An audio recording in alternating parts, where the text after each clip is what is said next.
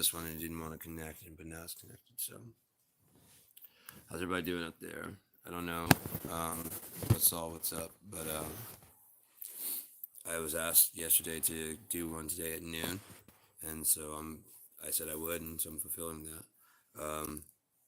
It's not that I don't have anything to talk about. I got plenty to talk about between again God and um, how I could talk about Unia for forever. I don't know if this will come through very well. No, that's not coming through very good at all. I wish there was some way to dampen the brightness on that so you could see. But I've got a map. Is that coming through? No, it's not going to come through. But there's a map of Unia that I drew. I drew it and then I edited it inside of Photoshop so that I could have like all the stuff. You know what? Let me see if I can find the tablet that has the original drawing of the map. And maybe I can even pull up on my 4K back here. It might go a little wonky for a bit because I'm farther away from my Wi-Fi. But let's see. Back in my studio. I don't know if anybody can see that, if anybody's even watching or anything like that, but this is my recording studio. That's my chest piece for my armor. I've got something for the main character. I dress as the main character for Halloween. I have a whole cut out. This is like the chest armor, and then I've got a backpack that I'm going to be getting for Christmas, and then there's a travel cloak right here, the green, kind of like Robin Hood style, elvish type cloak. It's really, really dope. It's got a hood and stuff. But hello to whoever's watching. Oh, hey Wanda, how you doing? Yeah, I'm doing good. How are you? I promised I'd go live, and here I am. So, just I don't know if you could see. This is my recording studio. The connection might be bad back here. I'm trying to find. I've got a tablet where I drew my original map of Unia. Yeah, I don't know. But anyways, I got an art tablet around here somewhere. In here, maybe? I don't think it's in the bedroom. Oh, yeah, it is right there. Okay, so let's see. Hello to whoever's tuned in. Also, Ty, what's going on, man? Um, I don't know if anybody's. I mean, I don't know how everybody's finding these. I don't know if these are you guys subscribers to Cheap Gear Guy, or are you just kind of looking for live feeds and tuning in? I don't know how people are finding this. I'm doing good. How are you doing? Merry Christmas and all that good stuff to everybody who's tuning in. Again, I don't know why everybody's tuning in. I'm just rambling about stuff. I have no real whatever, but that's good, man. Good to hear. This is the original map I drew of Unia. Got hand drawn. Oh, you're a subscriber. Oh, cool. Well, thank you for tuning in. This is Unia.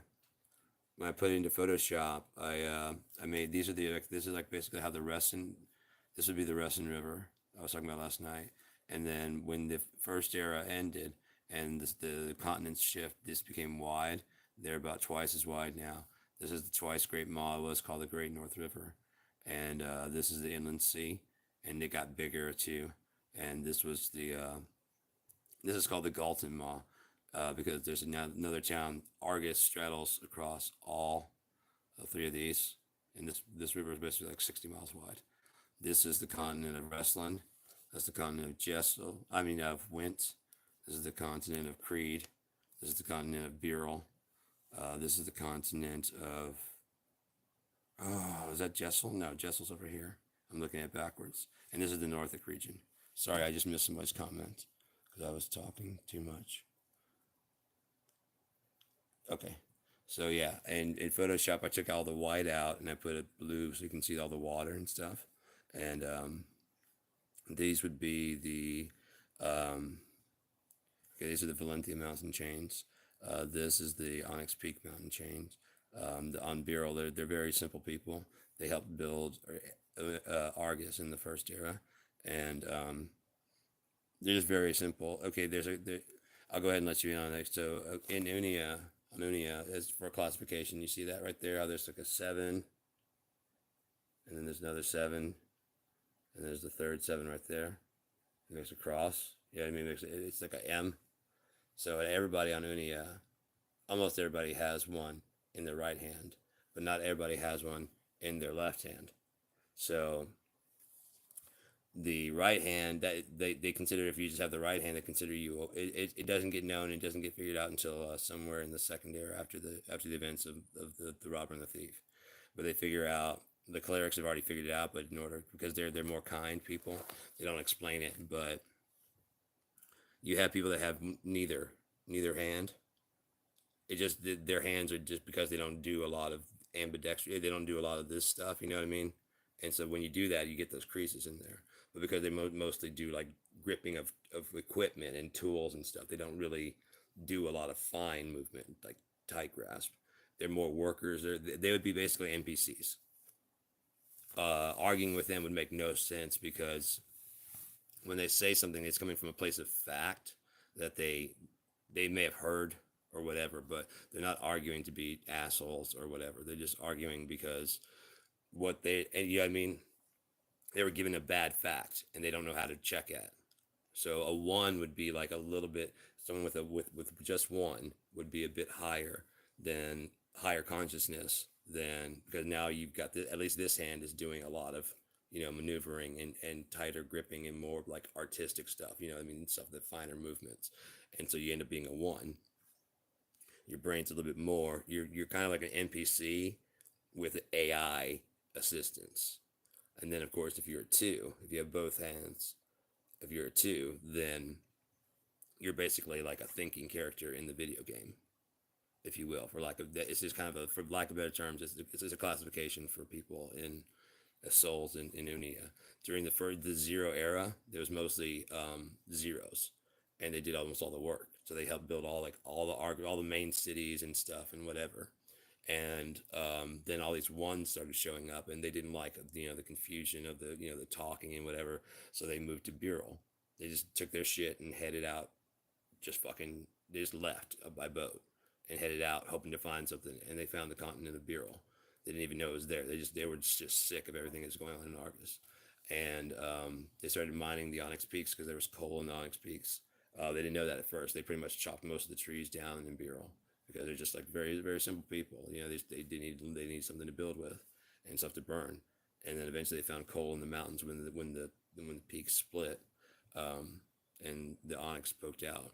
And so they started mining coal, and basically for like very simple people, they have like very complex machinery, like steam powered, anything that can be run by steam. And they run stuff like coal stuff. And that's Bural. The Northic region is mostly like clerics and fighters. They do not really tolerate magic, or clerics can do like healing spells and stuff, and so they don't consider that too bad, because it's just kind of helpful. But like actual magic work and stuff like that, they frown very badly on that in the Northic region. They also left the Argus, but for like more of a, because Argus is more of like it's just a huge city, so you got millions of people there, and so it just embraces whatever you do, whoever you are and whatever you are.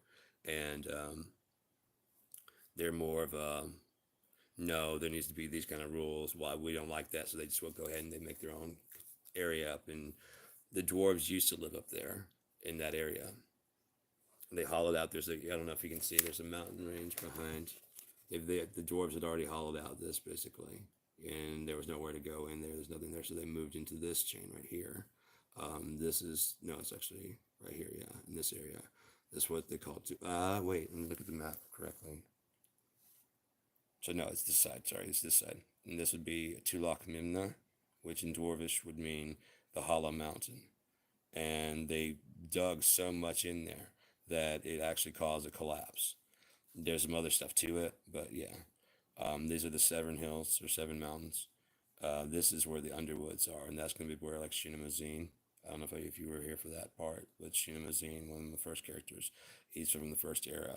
He conquered the Underwoods. It's a forest made of this black wood called earthenwood, Urthen, and it's basically kind of indestructible. So he has to travel because he's a half elf, and that's not allowed. Vaja, the Elvish kingdom is like right here. They own this area basically, and then all of this down here. They have the Underwood, so kind of like the insult to injury. They banish him from the Vaja, but they also let him inherit the Underwoods, which because they can't do anything with it. They don't know how to do anything with it, so they let him have it. I don't know. I can show you some other art that I've done. Um, these are mostly blank pages.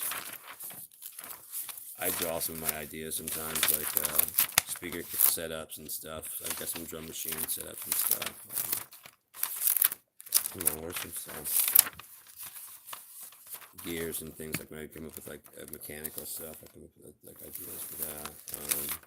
But like this would be some of my art.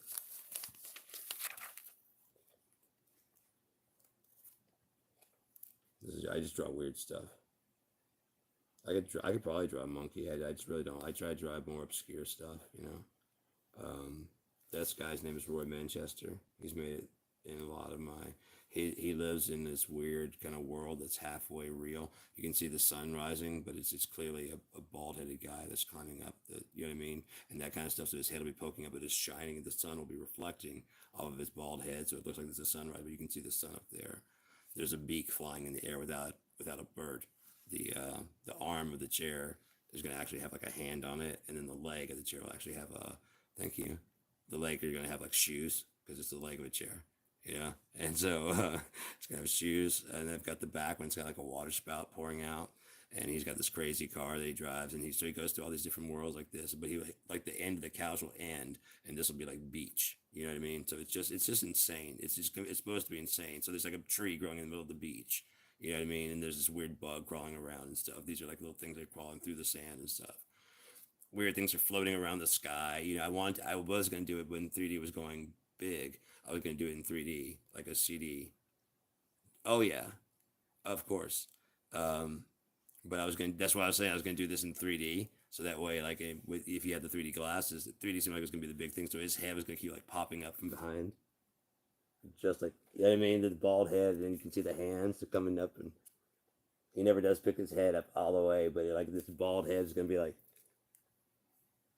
and of course, like I said, it's gonna be reflecting the sunlight, so it look like it's the sunshine. And then of course he's got his car and he's driving through these weird like towns that are bent, you know what I mean, like around the clock, you know what I mean. So it's just weird shit. And then he'll you know go through whatever. But that's Roy Manchester.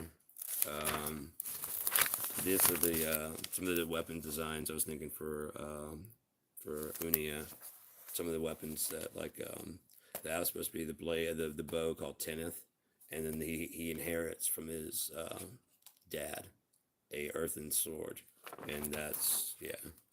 This is the skeleton for the creature that I was going to work for. I can work on it's he's got two heads, and so it's got like in the center it's got like a stump, and so I was going to build the skeleton. So you can see I'm starting to flesh it out a little bit.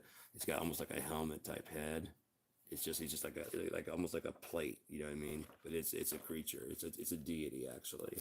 Um, and he's got two heads, and eventually, so he can go both back. It's just weird, but I was playing the drums, and I was doing this, and it just sounded like this thing just charging, and I started slowing it down, and it's going faster. I was like, it just sounded creepy as hell. I was like, what would make that kind of sound? I was like, it would have to have an uneven number of legs, you know. It would have to, you know what I mean, just to be this weird triplet sound, and it just sounds like it's storming through the thing, and yeah. Because of Shel Silverstein type stuff, I draw things like this. I grew up reading a lot of Shel Silverstein, weird shit like this. Punk alien. This was going to be the character from my story, but I never did finish drawing him. Another angle of him, but I never did finish drawing it. Hello to whoever's tuning in. Damn, this is a cool concept. I was working on this one. I don't know if you can see the skull, and then inside the skull, the back was gonna be like glass, and he's got like a dude sitting there just watching TV instead of a brain, and it's got like a chimney. It's gonna have like a little candle It's also like a bong. There's gonna be a lot of there's a lot of stuff going on in there in the picture. It was gonna be really cool, but I just never got around to finishing it. I get a lot of ideas and I don't know. I don't always finish them all. So um, this for my band Dumb. This is the actual drawing that I did in 1998. Because I'm a stoner. That's why, Wanda. I smoke a lot of pot. And so he obviously can tell that I obviously did smoke a lot of pot. It's not an insult, at least to me. Um, so, um, but yeah, this is kind of like a romanticist world, you know, just weird shit. I had a piece of cheese that was floating through the sky, but I was tripping acid when I drew that. So, that picture's around here somewhere. I don't know. That was still in like 90 something. But here recently, when I started my band back up, I didn't, so I won't say start back up, but when I decided to kind of put an end to Gearedma, I've got like about 9, 10 albums under Gearedma. And so I'm going to do this last album. It's called Cracking Jokes in Hell. And it's going to be four albums that have 8 songs each. I learned a lot about mixing and mastering over this time, and so I'm gonna remix songs, like some of the best songs from all my songs, all my albums, and it's kind of a greatest hits type album. And each album is gonna be a different joke about being in hell. And like the first album is called um, "Is It Hot in Here?" And the second album is called "No, Really, is it hot or is it just me?" The third album's called "Whatever Happened to Water." The fourth one is "You Know Who You Never See Around Here." And the fifth one is going to be a bonus CD of like 10 songs that maybe like songs I've never released before and songs that I really, really like a lot. And it's like, seriously, you guys are still here? Seriously, you guys are still here? But yeah, when I decided to do Dumb again, I decided to redraw that picture. And so this is one I came up with about maybe a year or two ago. And I decided I'm going to do everything much more like I used to do in the 90s. Everything with Gearedma, I've computer assisted. You know what I mean? Like all my drawings, all my art, album cover art and stuff. Instead of drawing it, I tend to pull it together in Photoshop and stuff and do some really tweaked out weird stuff. And so it looks really cool. But even font isn't mine. This I drew. So I'm gonna start doing things more like the 90s, like we used to do. To hang flyers, we have to draw the fucking photos. So you'd have to draw it, or you didn't have anything. Then you have to take it down to Kinko's and photocopy it, and you have to stick it in people's like windshields or nail it to boards. Cover you. There's other people's flyers for their bands, and so it was bad etiquette to cover up somebody if the concert hadn't happened. If it's coming up, it's bad etiquette. People would do it to us, but we never did to anybody else. If we were like, okay, that one's coming up, we find somewhere else on the pole and put up, okay, that one's already passed, and just nail over that. We have a staple gun. We had three of us, and we just had each had a staple gun. We each had a stack of flyers, and we just open windshields, and it worked, man. We get people to show up. It was pretty cool. But this is some drawings that I did for my book. Like I did a book of poetry, artwork, and short stories. And so I photoshopped. I mean, I put this into Photoshop, and so I could put. I did several different borders, and these were the borders of the different pages. Where's the last one? Last one I like the most. Yeah, this one's cool. I like this one the best. And so each page would have this, and it's got the poetry written in here, in this space, or whatever in this space. And then I could just I cut this part right here, so I could put that, and on this one I can mix and match them together depending on how I wanted the borders to be. I could put 2 spider webs. I could do on and on, and I just turn the different layers on and off. And then I put the poetry on that layer, and then I'd export it as a JPEG, and I assembled those into a PDF. Thing I didn't count on when I scanned them in, it scanned them this size at this quality. So if you were to print like the actual book of poetry and artwork is like 300 megs. It's freaking huge. It's ridiculous.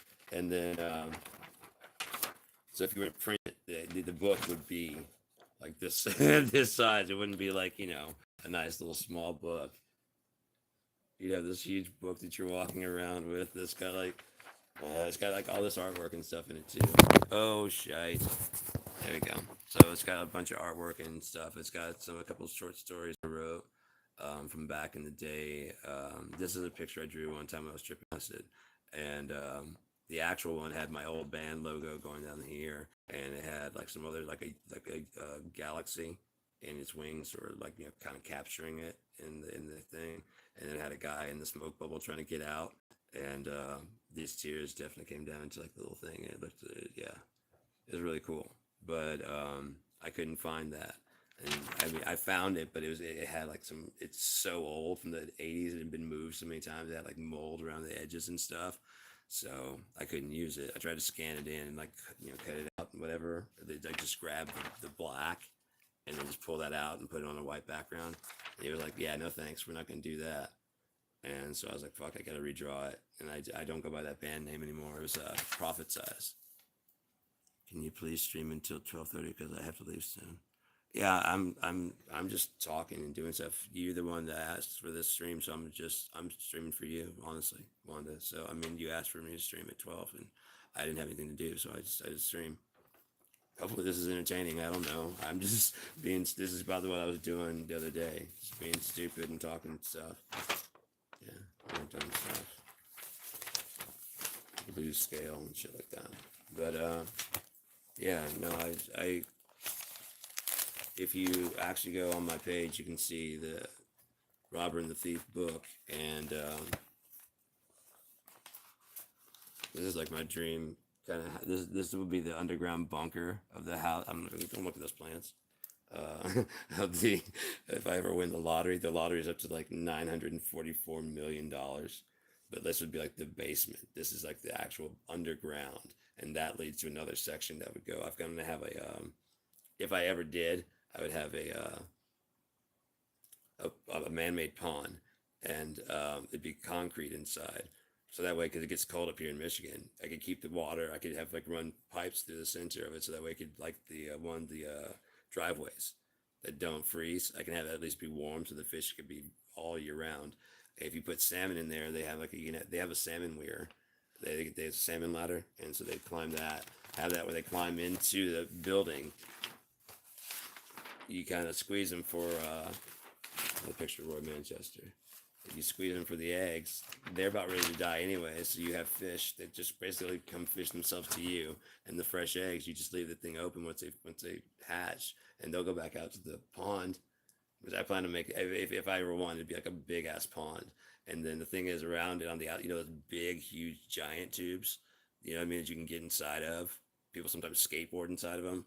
I would lay out a quarter mile.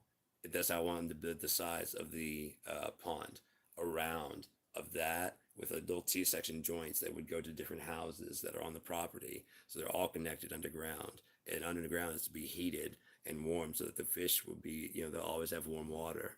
And the water won't ever freeze over. So I could even go swimming in it during the wintertime.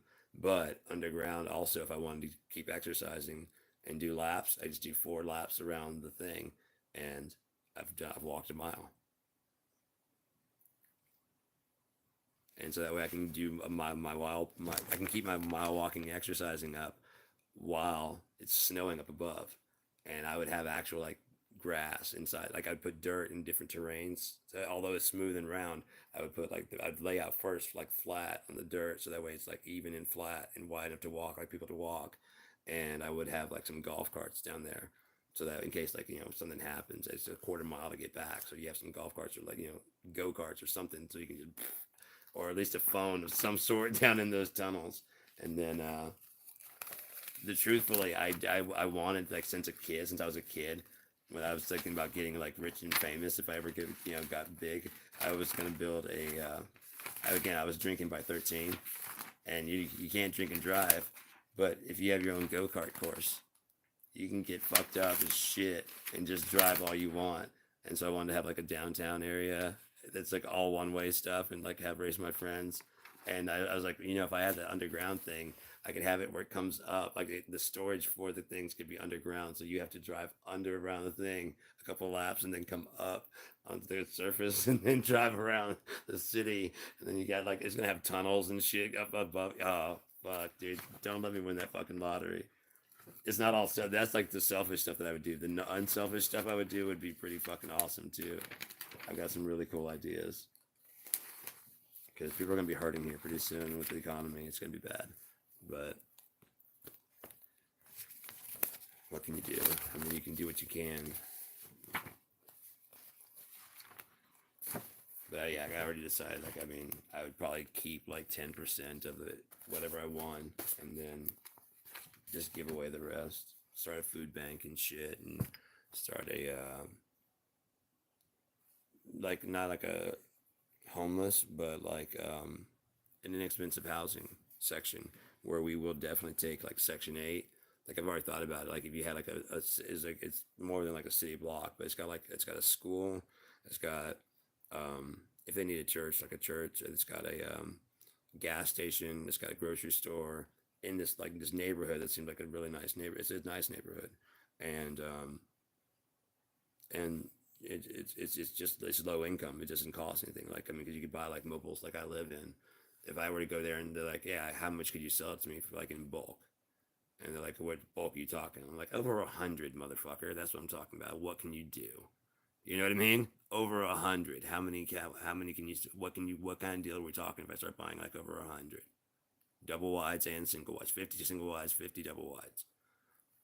And then I could own them right out, flat out. So therefore, any rent that I got would just be profit. If you accept Section 8, because that's the thing. I have Section 8 because I don't make a lot of money, and so it's really hard to find somewhere to go. And then when you get there, oh okay, when you get there, um, they do kind of treat you differently, because you're not a working person or whatever. You know what I mean? You didn't earn. People are stupid, man. Um, yeah, it's ridiculous. I don't know why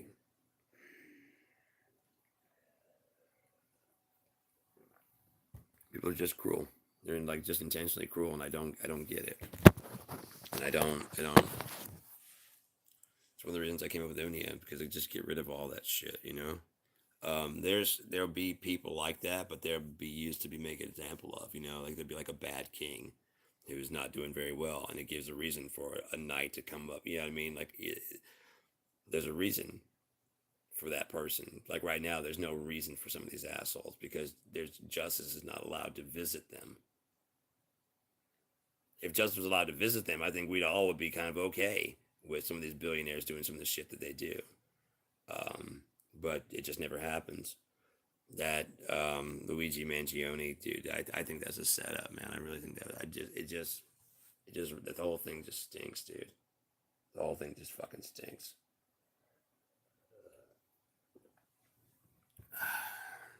But I don't know. That's just me. I read things pretty well, and this it doesn't come it doesn't go it doesn't it doesn't sit right. I just have I don't know.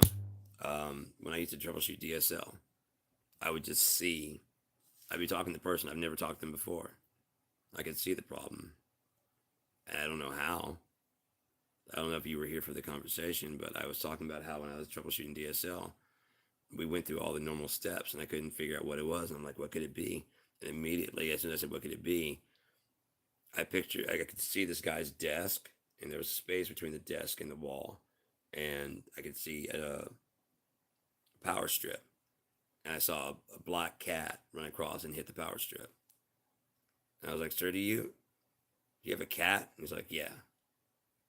He's like, "Do you have a power strip between your desk and the wall?" And he's like, "Yeah, how do you know that?" And like, "I have no idea. Can you go ahead and check it?" Oh, looks like whatever the cat must have hit it. And like, yeah, that's what I saw. A black cat. And he's like, yeah. I'm like, I don't know how I see those things. Some guy, I was a tier 2 technician, and there's a guy who's like a tier 3. I always joke that like tier 4, like Neo and Trinity show up. Because I mean, if you can't solve it at tier 2, your shit's pretty fucked up. And then if you can't solve it at tier 3, holy crap, you're screwed.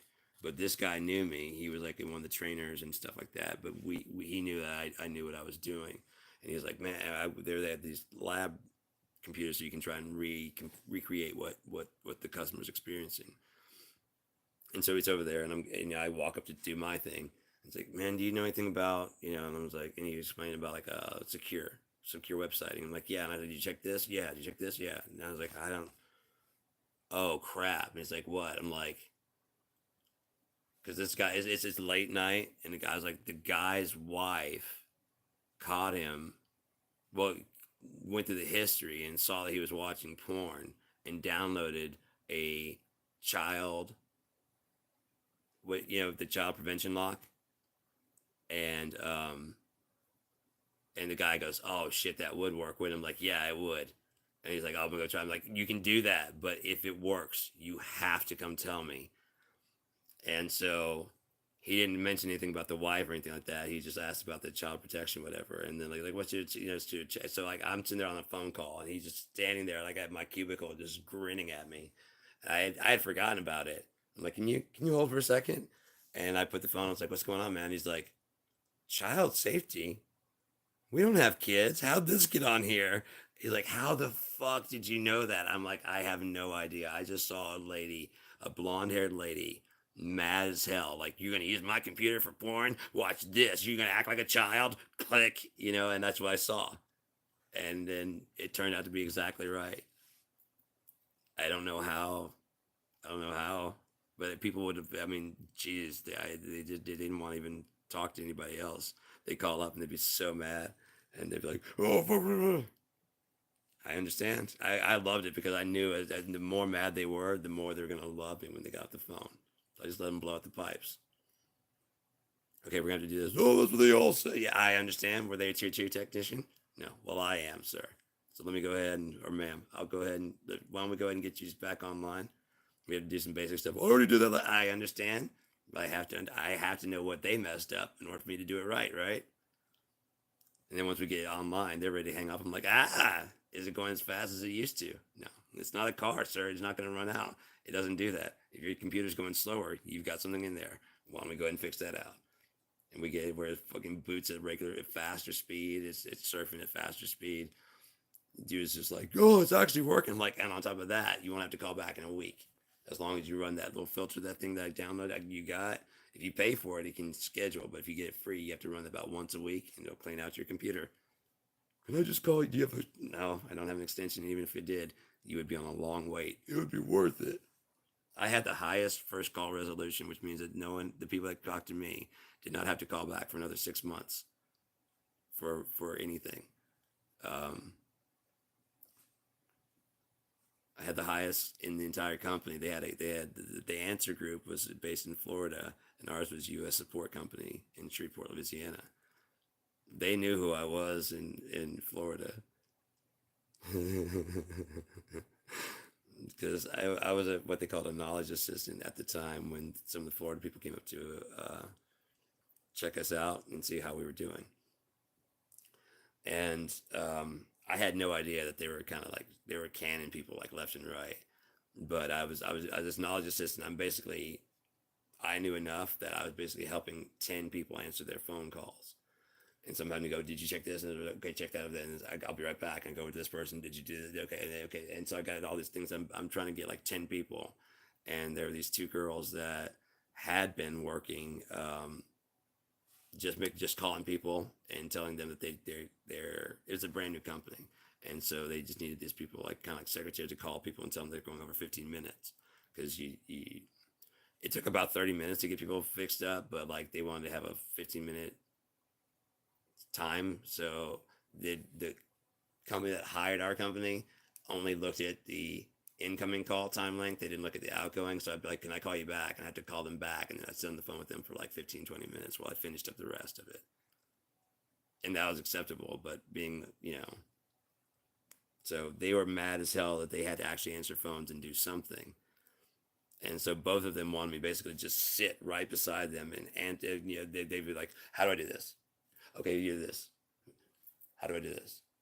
Okay, go ahead and do it. Basically, I'm just telling them, and the computer's right there. I'm like, have you checked through because it's got a system called Boss.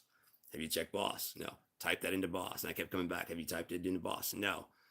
Type it in the boss first. Don't ask me first. Ask boss first. And then when you don't get, and so she got mad about that. And so she told like there was a guy that was trying to flirt with them. And so she told him that I wasn't helping at all. I wouldn't do anything.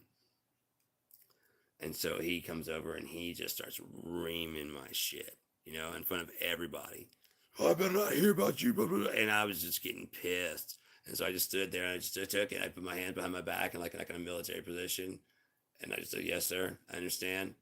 I'd like to talk to you more about this when you have some time. But right now, there are a lot of phones ringing and I have to answer those phone calls. So if you have time later, I'd like to discuss this with you, if that's all right. And his face immediately shift like, damn, yeah, go do your job. I'm like, thank you. I'll talk to you later. And I went back to answering phones and shit. And I'm glad I handled it that way instead of fuck, because I wanted to. Fuck you, dude, and fuck her. She just wants me to sit over there and just answer the phone for her. But then, like, after I did that, after like I'd come back from lunch and I'm like, where? And like, oh, they are shit canning everybody. Oh, they are firing every fucking body, dude. Now they got enough people, and other people are trying to hire in. They don't need the assholes, so they're just getting rid of anybody that's a problem at all. I'm like, oh, thank God I held that inside. And then, like, I went to go find the guy. I was like, hey, man, I want to talk to you. Like, no, no need. It's already fine. I've already talked to you, the people around here. You're Sean. And I'm like, yeah. It's like, we know who you are. We've been watching you from Florida. I'm like, what? And he's like, yeah, we know. He's like, I'll put you this way. One guy drives past you and flips you off. They're an asshole. 20 people drive by you and flip you off. You're the asshole. And so he's basically saying only one person drove by. Only one person's driven by and flipped me off. He talked to everybody else, and they're all like, fine, and he didn't even want to talk about it. That was cool. I was like, yeah, man, that's what's up. That's what's up. Shit. But someone was asking if I smoke. I guess this answers your question. Um, I don't know. I'd like for this to be entertaining. I don't know. Do you guys want to talk about anything? You want to hear anything? I mean, like I said, I'm an open book. I'll talk about whatever. I'll talk about anything about my life. I don't give a shit. I don't fucking care. Got any questions? Got anything you'd like to know about Unia? Anything about my music? School? Drug habits? I don't give a shit. Ask away. I'm running out of stuff to say here at 37 minutes. I've been doing this for for hours now. I take a little bit of a break, but then I come back. I really enjoy like doing these. I don't know if you've watched or not, but I started by doing. I'm going to be doing a CD release listening party on Wednesday, and I've been trying to iron out the bugs to get high quality video and high quality audio. And with my new mixer, there's been all kinds of buggy stuff and routing and issues, and so there's a couple of them that went up, and it was just kind of fun, just BSing and talking, just saying stuff or stupid shit and playing my guitar, and no one was watching them, so I just had fun doing it, and like I started doing this and people started watching, so I don't know why people are watching. I don't think it's entertaining at all. I do talk about like Unia and stuff, and I talk about music. I do play from time to time, but for the most part, I just sit there and talk about the universe and God and writing. Yeah, I was gonna do one here for too long about writing, just in general, not necessarily about Unia or anything like that, but just what I've learned. It's a very trippy adventure, writing. Because like I said, I was rather reserved. I didn't want to. I am a drug addict. But I didn't know how far I wanted to go into that. Like how deep. I had some ideas about stuff. And when I read Mark Lanigan Sing Backwards and Weep, I mean, he was a heroin addict, and he's just garbage, man. One of my favorite musicians, but he's just a garbage human being. He's dead. Unless he's faking. I really don't know. He's a fucking shitbag. He could be faking right now just to make some more books. He's that kind of shitbag. So I wouldn't put it past him. But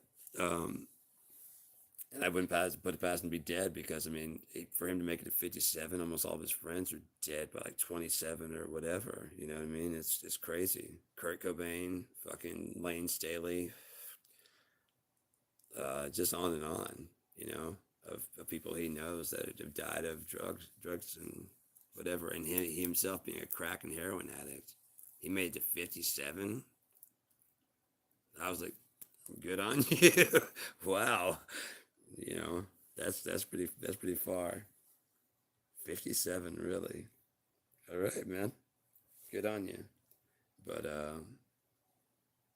reading his book and just how unflinching it was with, like, every needle jab. Jesus, I mean, he just really went in depth with, like, if he was telling the truth with his life about how fucked up it was. And I was like, okay, well, if that's real, what I was gonna say about this guy, it's not even real, and it's nothing compared to that. I mean, holy shit, dude, really?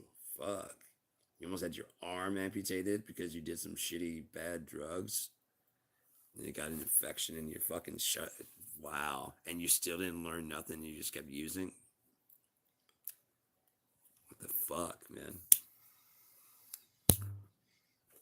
But yeah. So I don't know. Just writing these books, it's been, like I said, I've been taking this Neriva, and it helps you like connect so much stuff. And the same thing goes with the writing. Um, there was just something happening. The whole thing was just very like spiritual, man. It was crazy. I'd be typing, and like there'd be TV on, whatever, and I'm not watching what's on, or I have the CD player on random, and it's shuffling as I'm typing. All of a sudden, like, as I'm typing what I'm typing, the person starts singing pretty much exactly what I was typing. At least, like, even if it's just like the word at the same time I'm typing, like hello, he's like hello. I'm like, whoa, the fuck. And it just kept happening over and over. I mean, there were so many synchronicities while I was writing that book, Robber and the Thief. It was crazy. And I read through it so many times. There were several places that seemed like they were plot holes, and I realized that they're not. They just were just they were unresolved until I resolved them. Um, so yeah, some are resolved inside the Robber and the Thief. Others, I said, well, that's something that'll be resolved. That leads me to this idea over here, and that's going to take me over there, which gives me more ideas about this. And also, it keeps me from making the mistake that a lot of people do, like with J.K. Rowling, um, with Harry Potter, um, because that was so popular and so many like sequels that were just about Harry. No one really is going to really want to read anything from her. She could do it under pen name. I mean, she's a billionaire, so she could easily. She probably has books out under a pen name that she doesn't announce. And Stephen King. If Stephen King had done The Green Mile under Stephen King, people probably would have lost their shit. They'd probably been mad as hell. But under some other pen name that they don't know, and then it turns out it is Stephen King. You're like, oh shit, he's good at not just horror. And like, yeah, but if I'd released it under Stephen King, you'd be like, this isn't horror. Like, I know, I do more than that. So I try to not, pigeonhole myself in with this character or this timeline, and I left room for prequel, sequel. It's actually there's a trilogy in this character's saga, but for Unia, there's four stories, four core Unia's tales. That once you read those, you know pretty much everything about Unia. And it starts with the robber and the thief, because I feel that's a good introductory place to jump into Unia, because it's enough similar that you don't get too lost. Like, I've already got the map and all that stuff. The next one is the Underwoods, which takes place before the robber and the thief, but it kind of explains. He mentions Shuna a lot, and this kind of tells the story of Shuna. And I wanted to be in kind of three parts. I wanted to be kind of like how life is, especially for someone that's on that kind of scale. You start out and you're kind of telling your own life. You know what I mean? You're a kid and you're going through whatever your phases are until you become like old enough that you hit, like, like when, like, I think like Alice in Chains, Kurt Cobain, like 19, 20-year old. You know what I mean? They're getting millions of dollars. and he becomes like this legendary kind of. Kurt is the same way. They're erasing like all the bad of him, and they're deifying him. I mean, when you see him, he's all usually got like a halo and wings, you know, usually, or they have him standing in front of that in utero thing where he's just blocking it out, where he looks like he has wings. Um, they just completely skip over any bad stuff, and that would be the stage two of the book. There's a truth seer cleric that comes to live with them named Zedril, and the first part of the book is going to be Shuna's journals, and very much like unflattering of him. He's just, he doesn't think he's going to be anybody, so he's just telling the truth. He's just writing down what's going on. The second part is Zedril. He's a truth seer cleric, and so, but even he is kind of in awe of what Shuna has done. So he kind of omits some stuff. You know what I mean? He kind of looks the other way on, even though he's a truth seer and whatever, he does kind of look the other way on certain things. Like Shuna kind of treads the line, but he kind of has to for certain things to happen. He kind of has to tread the line. He kind of has to do some bad and some good and some whatever. So because it outweighs the good outweighs the bad, Zedril kind of reports. He definitely makes sure to pad the punch that Shuna did this terrible thing. But it outweighed because it was necessary. I mean, you got to understand this kind of no one can make this call. I pity anyone. I mean that kind of stuff. Very very kind of whatever. And then the last is going to be because before Shuna dies, he makes through the selling of becoming an arms dealer. He becomes the Underwoods becomes like the richest place in Unia, but then the tragedy hits of the end of the first era, start of the second era, and it destroys most of Argus.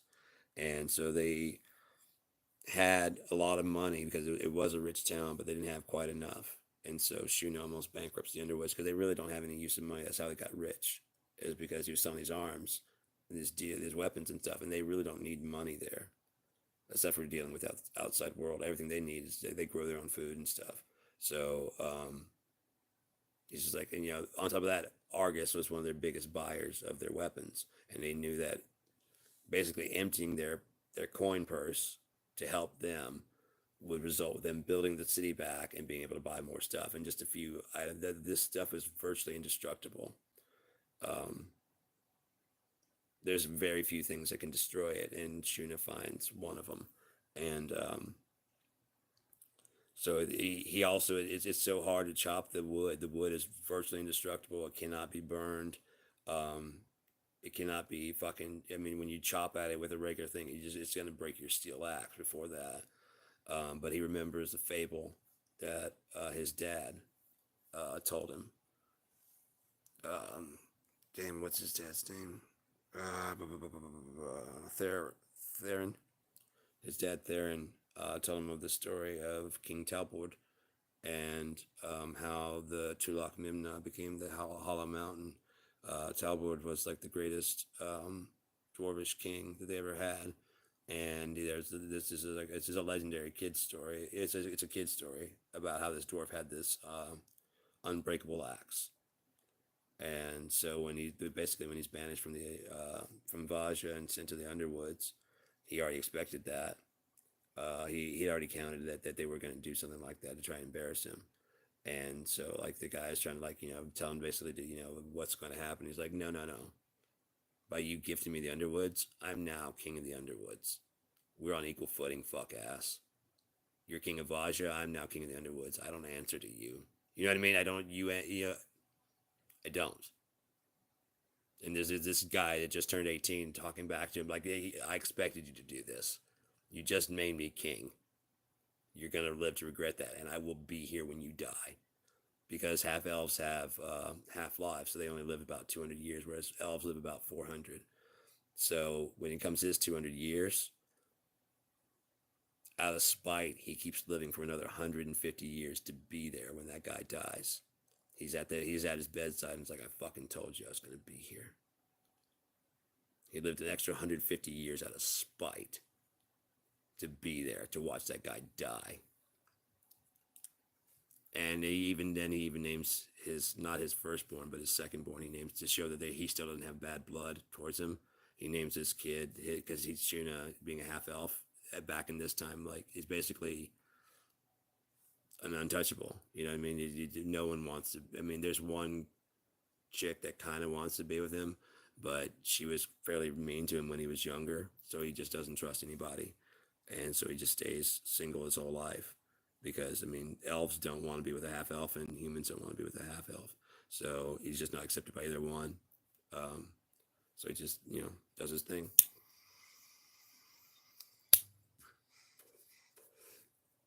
But chopping the wood through chopping the earthen wood with this unbreakable axe, once he gets it, it just because he's half human. Like elves stay very slight, but because he's half human, he can build a lot more muscle, and he just gets fucking huge. He just gets really super muscular, and yeah, he starts brokering deals with the dwarves and stuff, and yeah, there's it's a really good. I like the story, but it just seemed really kind of it wasn't so great as it was, and there's a lot of stuff that goes into it. That's not even close to tell. That's kind of just telling how it starts. Um, but it doesn't even tell exactly how it starts either. Um,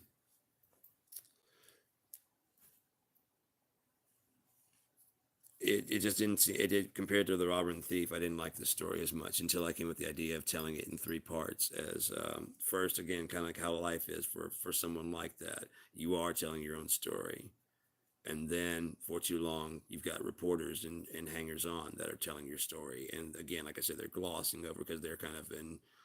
I guarantee, like some of the people that are hanging out with Kurt, they probably saw some very bad stuff, and they're not telling nobody about nothing because they're making most of their money off of the deification of Kurt Cobain. They know if they start talking bad, one, either their shit's gonna go away, or if people start liking Kurt, that money goes away. At least if they're coming by to interview you, that's some cash every year around his death. You know what I mean? Um, you start shit talking, and no one's coming around to start talking to you anymore because they want to hear the good stories, not the bad stories. So it doesn't pay, to be honest. Um, and then finally, like I said, Shuna does pay the money to Argus. So after he's dead, they come up with like a synopsis of his life, basically telling his life story, which is completely glosses over like all of the bad stuff. Claims that he stopped doing drugs when he was, once he became the king of Thunderwoods, he got responsible. You know what I mean? Because they basically turned him into who they need him to be, not who he was.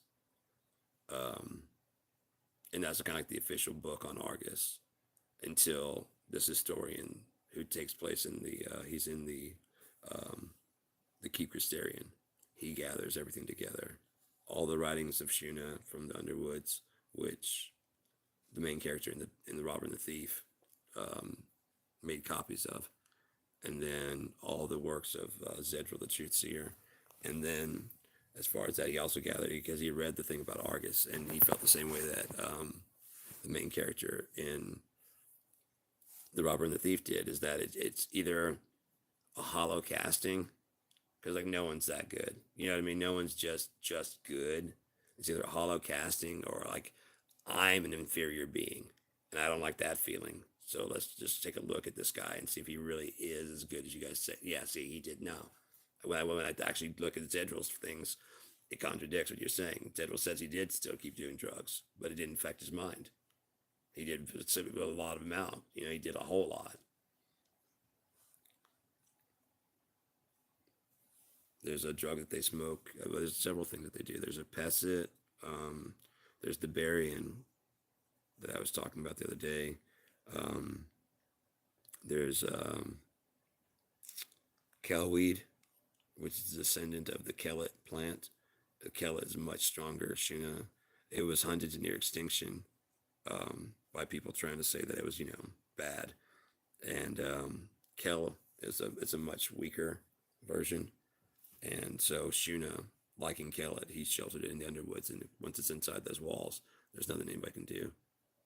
I mean, he made sure to like dig a path, to carve a path through the smaller bramble of you know what I mean, of the outside of the smaller by smaller bramble is like like a hedge maze type thing, and there's places you got to duck through stuff, and it's still very sharp and very narrow. So that way you have to funnel. You cannot bring an army to his doorstep.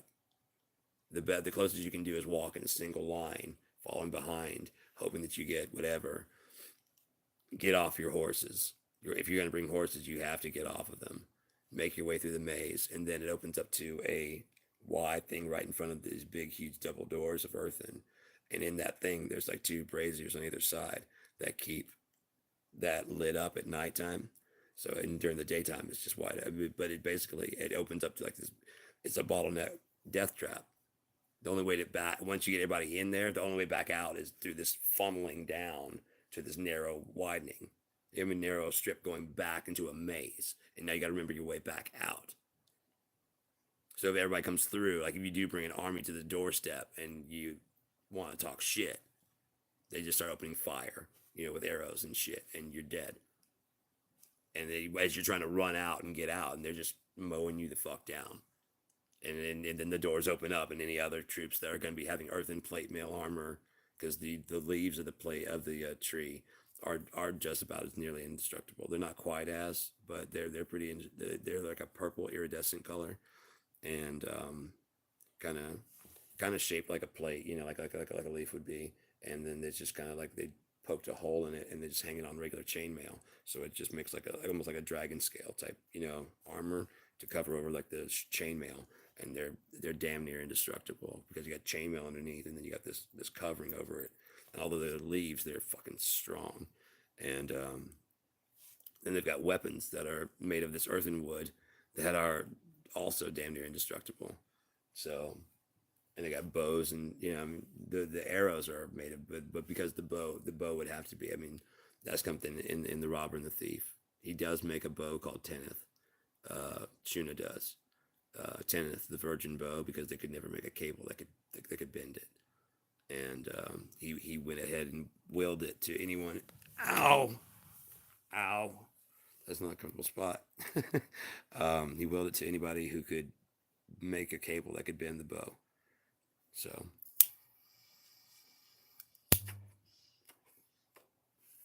yeah,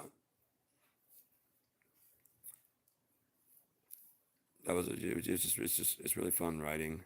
If I highly recommend it to anybody that wants to get to know themselves better, or just have fun. I mean, if you just let your mind wander, and like don't be limited to what is, and what's it's your mind. There's no such thing as impossible. It's your world. It's your creation. Just don't try and bring it out to the reality. I'm not like walking around here trying to slay anybody with a fucking sword or nothing. then you're crazy. But as long as it's up here, it's not hurting anybody. Just dream away. Go nuts. Sure, 6 arms. Why not? Sure, why not? Sure. Go ahead. Do it.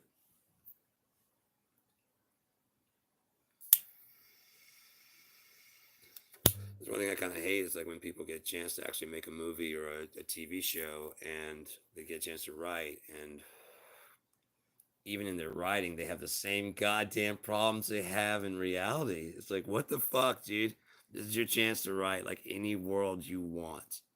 And basically, all you did was write that your problems you have right now, you actually defeat them rather than they're defeating you. That's the best you got to dream, really? I mean, you could dream anything, and you're just like, I just wish this electric bill was paid. And, yeah. Like, come on, dream bigger, man. No, no. I just want this demo CD to actually, make it onto the radio. And electric bill paid. Can you imagine the genie that has to grant that wish? Dude, you summoned me here for something you could get for a fucking job? You can do that for like minimum wage. Yeah, I don't want to do that. Do you need socks while we're at it? Jesus, man. Holy crap. Should I warm your bath for you? That'd be great. Can I make that my second wish? Oh, you've got to be kidding me.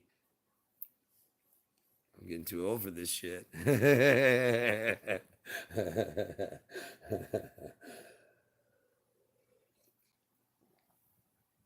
Oh my god. So yeah, I mean, I don't know if it's it's not. Oh, it is. No, it's not. What time is it? I don't know. You have to take a nap. Oh, my cup is nice. My mom got me that.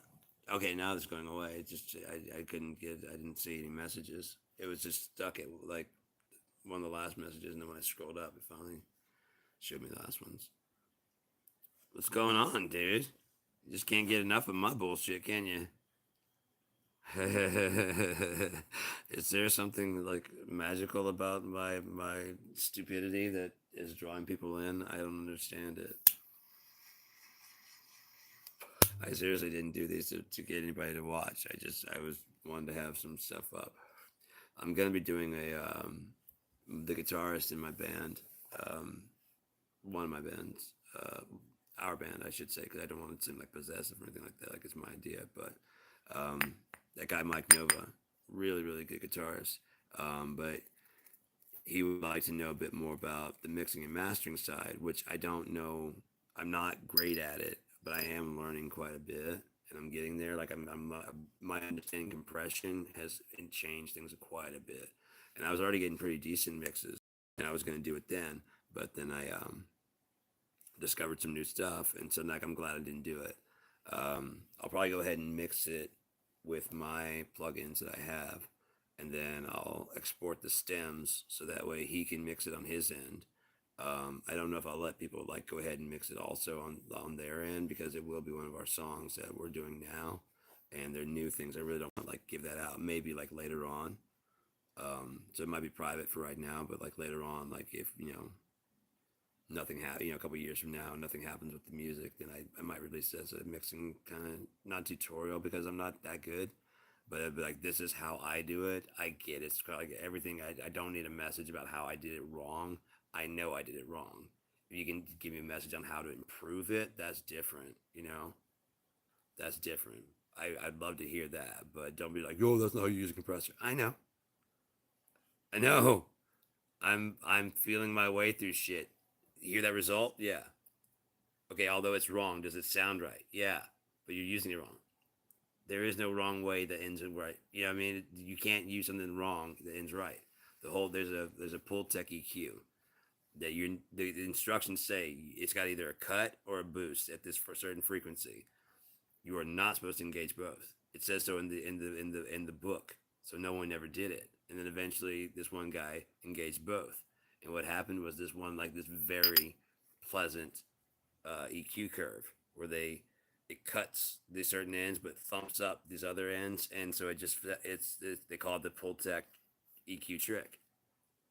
And all it is just doing what you're not supposed to do. Like one of the things they talk about all the time is subtractive EQing. And there's so many people that have like this is the way you do it, this is the way you don't do it, and I like to learn those so I can break the rules because if I learn what the rules are, I don't know what's breaking the rules and what's not. But I mean, you have to learn the rules so you can break them, and there's always a reason to break them, and so I like to learn those and figure out what they are, just so I can break the rules. Um, and so yeah, just messing with EQ. A lot of people say and swear by subtractive EQing, which you can either add if the sound is too dull. I don't want to be bother anybody that already knows about it, but if anyone who's watching this later doesn't, if you have a sound and it's too dull, the fix is you can either add volume to the bright side of the treble and bring the volume up, or you can leave the volume about the same and subtract from the bass side, which will make this side sound like it's high. It's the same thing. It's just you're just dropping this instead of raising this up like that, making it volume.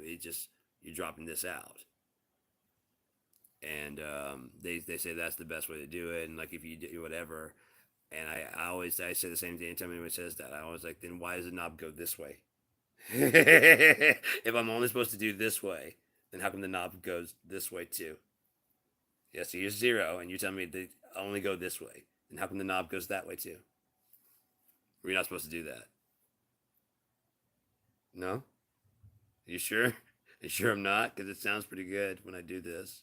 Well, now it's all loud, and then then the gain knob. I just turned that one down. Well, I mean, yeah, you can do that, but it's better to do.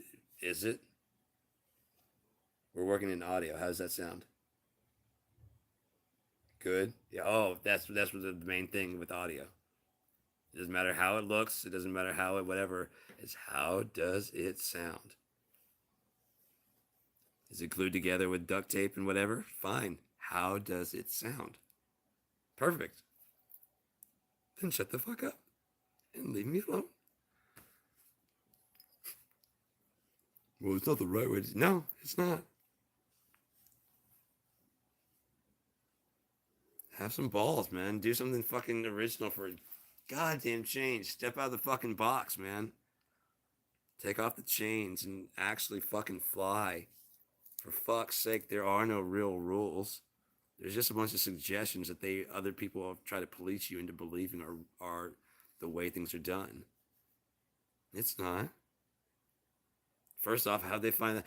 I was helping my mom make banana bread the other day, and she gets like the bananas that like she had some that were gone bad, and there was some from the freezer that were, oh dear lord, so brown, so mush, and so gone. And I was like, how poor were the people that like looked at their bananas and go, I think I can save them. I think I can save them. Or did they start with like ripe bananas and that just didn't work very well? Who said, you know what, these bananas would be awesome as bread?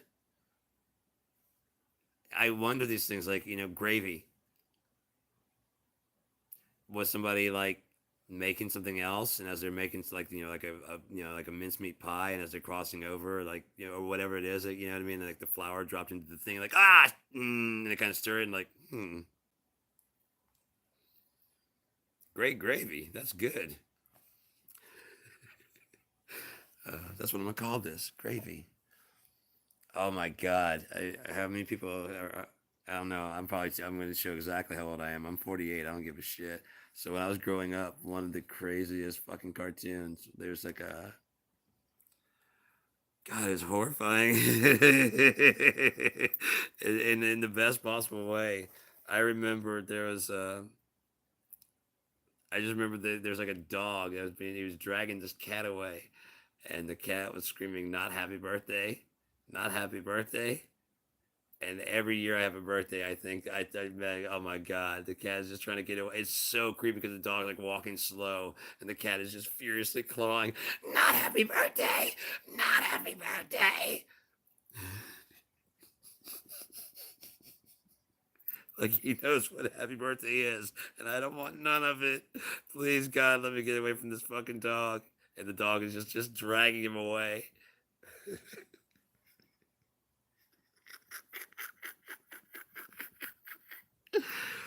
And I remember there's another one where I think the dog. I know the dog was beating up the cat because they always have the like the Tom and Jerry shit. So, uh, but it's like I remember there was one line. It's like, and this time we didn't forget the gravy. As he's hitting this pipe into his hand, and this time we didn't forget the gravy. Like they're gonna fuck him up. Even as a kid, I knew that was not gonna be good. That not happy birthday. I'm just like, oh god, shit. My sister's birthday last year, I don't think she knew about it, so I went ahead and I was like, this goes to my mind every year on my birthday, and now it's yours to enjoy as well. Here's a shitty gift for you. It had the whole scene, so she knew exactly what, like when I go in her face and start screaming, not happy birthday, she's gonna know exactly what the fuck it is. You have to know our family. We're very fucked up, and we definitely communicate in quotes and from movies and making up songs as we go. You ain't never gonna fuck with this. That kind of shit. Like, oh, I'm gonna beat your ass because you ain't ever gonna fuck with this. I don't know. It's just we all just do it. Like all the siblings. Like my parents don't do it. But they enjoy watching us. Especially my mom. My mom's cool. My mom's the shit. Uh, but yeah, like I said, I was stuck out here, and she's the one that hit me to the fact that the beta at my income level, I could get the bus pass for like fucking $20 per month, and I can. I mean, I have to plan a little bit ahead. It's got like a I can't show you because it's on this thing. It's got a scheduler and stuff, and you can just set when you're gonna leave, where you want to go to, and it'll tell you the buses you have to get. It goes through if you have your Bluetooth earbuds in. It'll tell you like if you're in your house, so it can you can say how fast you walk, and it'll tell you when you need to leave your house to get to the bus stop to get there. It'll tell you if the bus is running a little bit late, if it's on time, if it's a little bit early. Um, it'll interrupt like if you're listening to music, it'll interrupt like this is your stop. It's fucking cool, man. It's really cool. Um, yeah.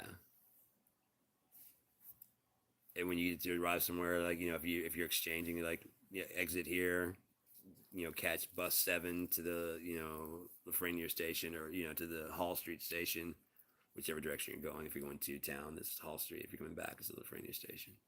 But the little voice is just a little thing they're chatting, and as you're listening to music, it brings the music down. It's like the 420 West is heading out now. That's the one that heads from Hall Street to my mom's house, which is cool because she used to have to drive out here to get me and then drive back and then drive back out here, and so now it's just I just show up at her. The bus actually literally like stops right in front of her house. Like I went over there and I got dropped off and up by the bus, and I'm like shit. I mean, there's her house, and she's like waving at me through the window. I'm like, yeah, yeah, that's fucking cool. I'm like right here. Still learning the routes and stuff, but it's gonna be once I get it all down. It's gonna be cool. I'm thinking about taking like sometime next week, and maybe I need to find some time, like just a couple of days, and just ride. I mean, I got the bus pass, and it doesn't just ride all of them for a couple of days, and just figure out the timings, where the stops are, all that shit, and just learn all of it down. Because I'm good at that. I used to deliver pizza, and so like yeah, I can like reading maps and stuff is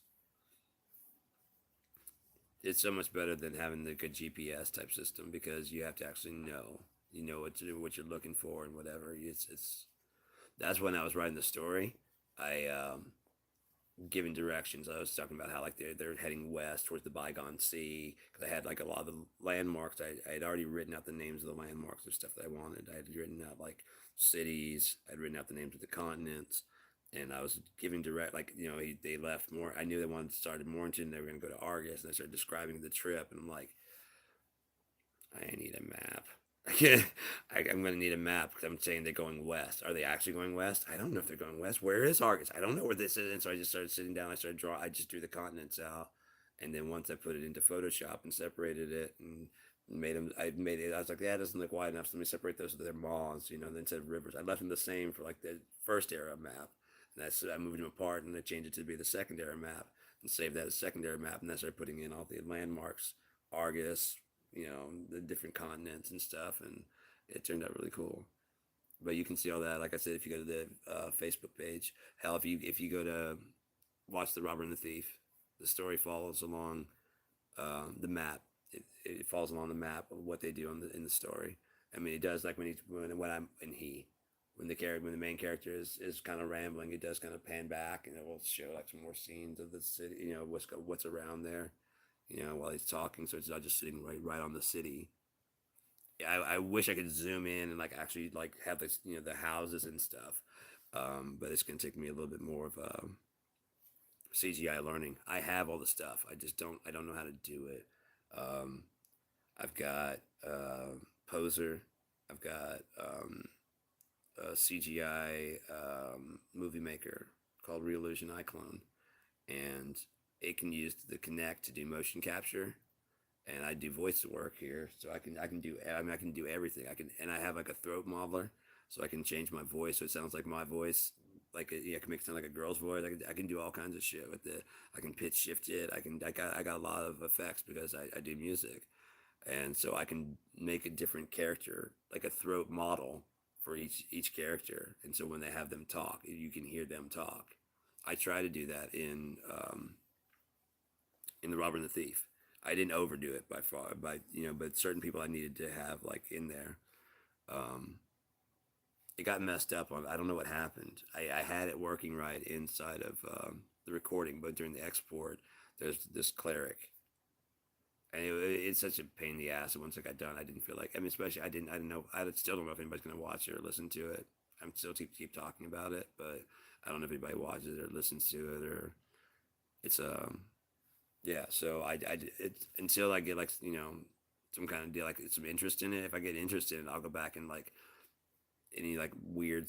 I said some stuff sometimes kind of weird, you know. For some reason, I got stuck on the word queen one time. I was like a king or a queen. I don't know why I did that, but it did. And rather than just erase it out, because the way I was doing it, I wasn't doing it smart. The first part. By the second part, I started doing it smarter, and by the third part, I had it down pat where I was knocking out parts. The first part like took a whole day and a half to edit up when I laid it down. Um, then I started doing it like I'd record, and as soon as I mess up, I'd stop, back up to the place I messed up, and erase that sentence, back it up, let that sentence play, and start from there, and then pick up and keep going until I make a mistake. And that was so much smarter than what I was doing before. I would make a mistake, and I'd just read again and start over, and then I had to edit and drag that back, and it just took so long. Once I was doing that, I was editing as I was going. So like I said, it was like stacking all these little, just putting all those little cubes, like smashing them together, and so it sounds like fluid, like it's just one big voice. And then to glue it all together is make it nice and smooth, so you don't hear like a lot of popping in and out. I put a nice thin reverb, so it's not too bad. Like if you listen to speakers, you really don't hear it. Um, there's certain effects like when I do it like a delay, I purposely and you'll hear that like it bangs from ear to ear, but the reverb if you have the earbuds in, oh man, you hear so much more stuff when you have your earbuds or headphones on, um, than you do through the speakers. But I mean, either way, it still comes out really cool. The most the things I want to hit the most come out well. Um, so there's some really cool effects on the voice. So I hope people do actually listen to it. And if nothing else, I would love some feedback of any kind that this shit sucks. Well, you just wasted 10 hours of my life. I would appreciate that. So that way I can like, okay, then maybe I should take it down. You know what I mean? Or if they like it, cool. Share it with your friends. Share it with whoever what you think would like it. It's a Dungeons and Dragons type Wizards and Warriors thing. If that's kind of your thing, cool. If not, cool. I got music up there also, and then I've also got under when I was in the band Sublimation. I'm just rambling at this point, but that's kind of the name of the thing. So I'm sorry if it's just boring. Um, when I was in Sublimation, um, I played drums for this band that my brother was singing for and playing rhythm guitar for. And there was a guy in the band, and his name was Sean Raw. My brother was in the band, and his name is Keith Battle. So they couldn't say, hey, Sean, because then both of us would go, huh. They couldn't say, hey, Battle, because both me and my brother go, huh. So they had to come up with another name for me. And so I showed up one day, and they're like, you're Skirmish. I'm like, what? Like, you're Skirmish. I'm like, why? It's a little battle. I'm like, done. I got it. That's sure. And so, like, the whole time I was in Sublimation, they would call me Skirmish. And so I started using that just S period C period U period R period Mish as my electronica persona when I do my electronic music. Um, and I've got several of that on SoundCloud.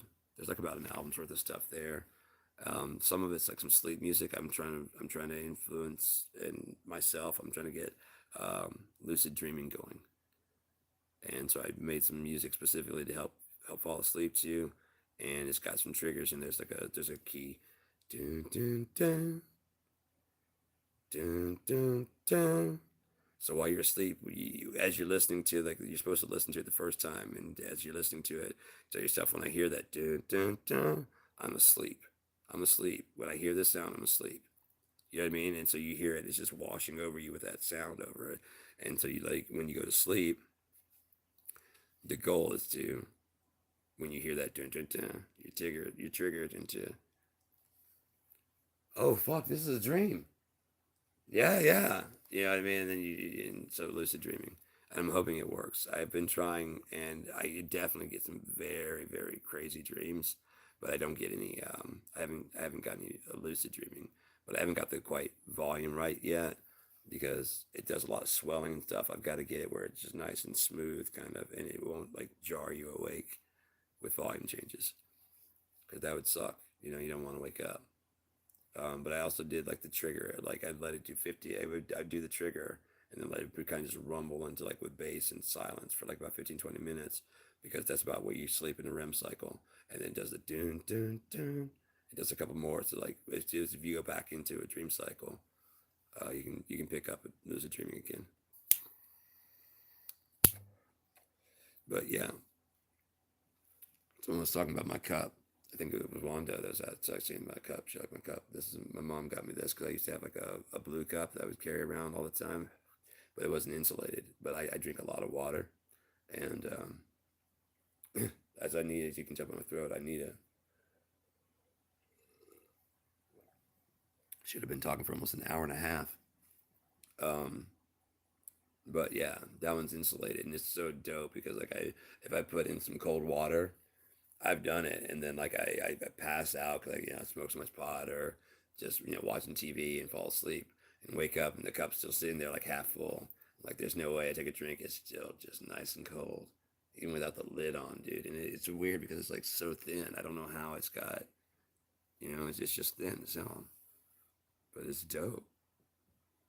Um, and I like the skulls and shit. So my mom's really cool, but like I like since I kind of my sister kind of helped facilitate a little bit because she wrote a book about dating in the modern age. This is supposed to be fun. Hang on, let me find that. She gave me a copy. I told her I wanted autographs. I want my little turd of a sister to autograph my copy, so I can say I know my sister. It was great. I got to meet her boyfriend. They've been dating for like 6 years or so. They've been dating for a long time. Dude's funny. He's funny as hell. But I met him for the first time. This is my sister's book. Issue battle. It's probably you're looking backwards, isn't it? I could probably. There you go.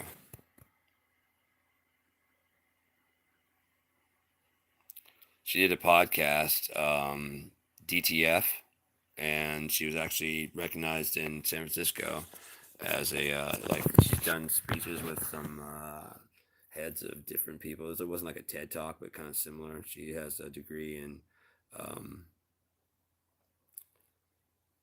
I don't think it's like sex therapy, but I mean that's kind of what she's like a sex therapist, and she's out there in California. She got recognized in the newspaper. I mean, she was in there. She had, like I said, she had a podcast.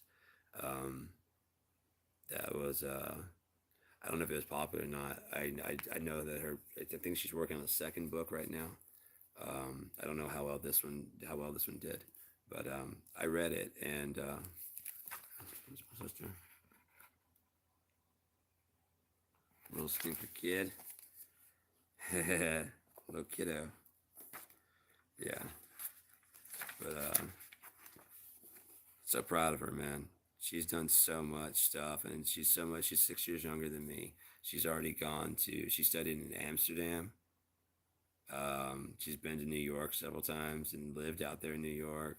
Um, she's living out in California now, I think. Yeah, she's living out in California with her boyfriend Jeff, and she's just accomplished so much, and in a shorter time than I have. I mean, I haven't done shit, and she's done so much.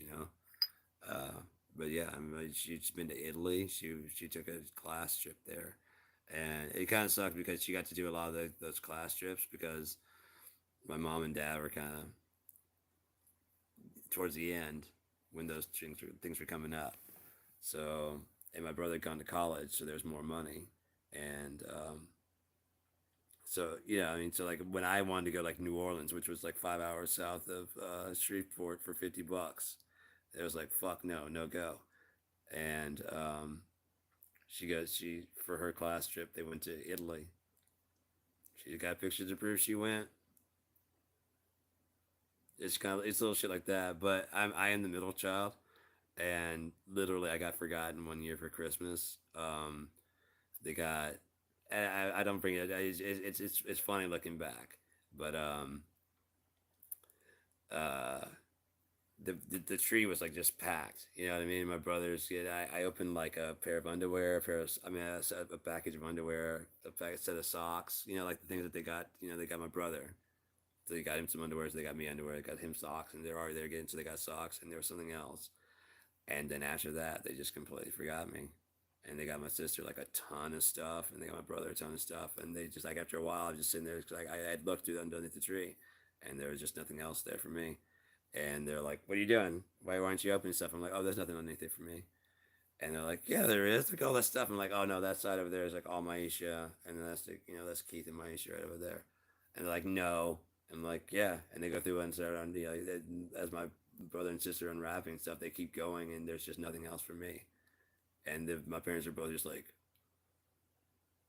and I didn't stress it at all. You know, I knew they felt bad about it, so I didn't want to make them feel worse. And I mean, they damn did they make it up because I started getting dope ass gifts after that. Like I got a guitar for Christmas one year, like a $350 guitar.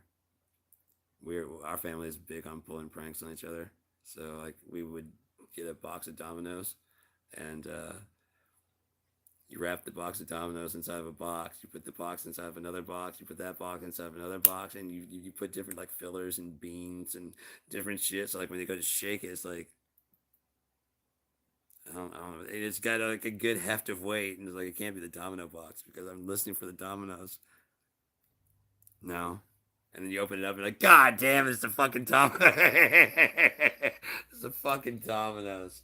Son of a bitch. And then on top of that, like you don't know until you get down inside because we're not beyond packing your present inside of a present inside of a present just to make sure you're like, oh, this is the fucking dominoes, isn't it? And like you have to keep going to find out. Oh man, great! Thanks for the CD. No problem. You had to go through 7 boxes to get to the CD. No problem. But for sure, it's a domino. No, that's your next gift, bitch.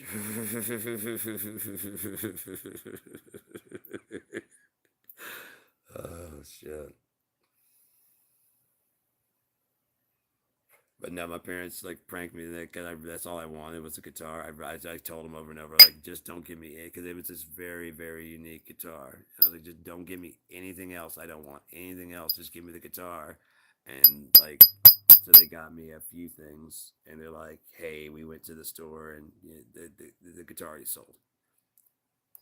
And I'm like, yeah, right. You guys are doing that thing, and they're like, no, it's sold. So we figure like I mean because it's closed on Christmas, we're gonna take you to like a pawn shop wherever you want to go, and we'll get you another guitar for like about that price, $350 to $400.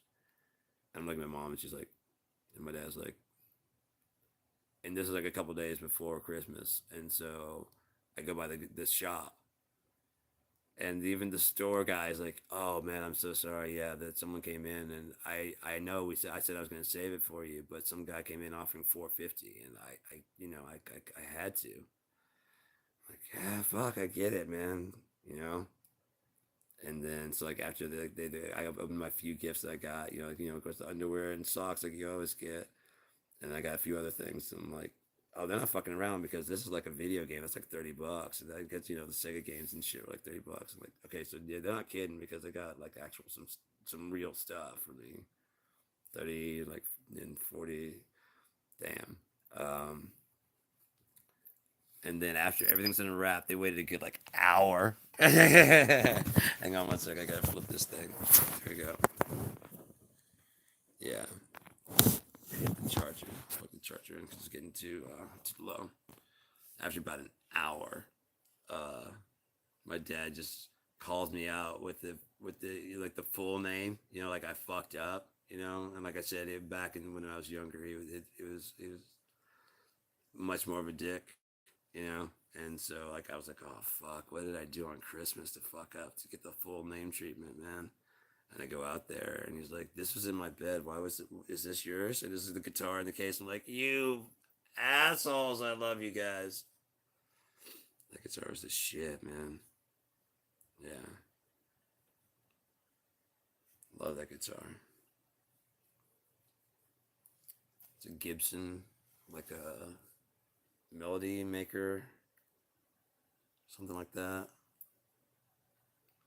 Melody maker flyer, something like that. I don't remember. It was a very limited run in the '90s.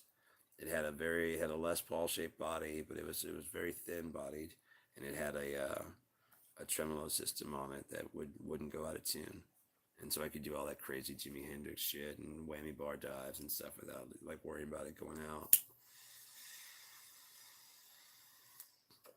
Very cool guitar. It didn't have the Les Paul typical headstock on it. It had a Explorer headstock, which is more of a rock looking guitar. I mean, instead of it just didn't look traditional, and that kind of started to spawn my love of unique guitars. Which then, when I got the chance to make my own company, Equinox Musical Instruments, I jumped at the chance, and of course, I got some great guitars out of that. That's some really Equinox Musical Instruments has a Facebook page. There's some designs I did there, and you can actually see some of the builds from the factory. Because they would send me pictures of like the different. Some of the customers would buy their guitars to me, and oh, you guys said somebody said that you were subscribers, so you probably have already seen some of that. I don't know who's still here and who's not. If it's the same people that are tuning in, people are dropping out. I really don't know. It's not updating me on anything other than like it says that there's one person watching, and it's been an hour and 30 minutes.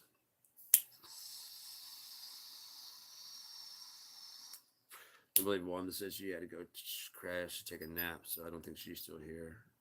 So, um, it's an hour and 13 minutes. I really wish people would talk back. You know, I mean, I like I said, I feel like shit just sitting up here talking about myself all the time. Anybody got anything to say? Anybody got any questions you need to ask or want to ask or yell at me, tell me to shut the fuck up, go away, anything? Anybody? Anywhere? Bueller? Bueller? Why is this not hitting, dude? Fuck. This thing's like clogged. I guess I spoke too much out of it.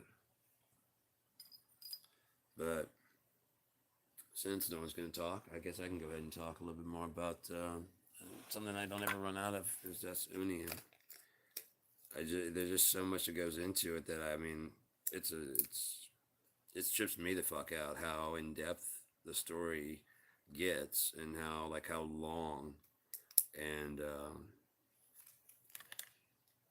it's obscenely long. Like I said, it goes from fucking the Zero era, which I really don't talk about the Zero era too much.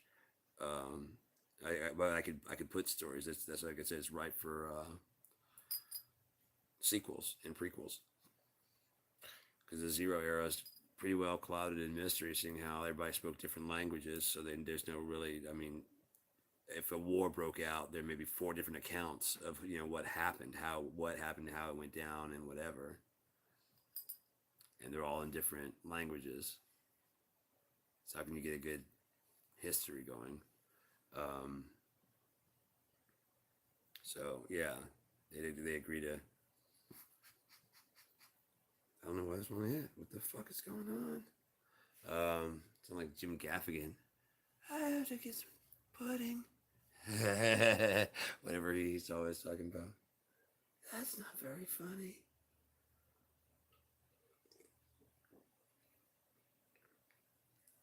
Why would he say that?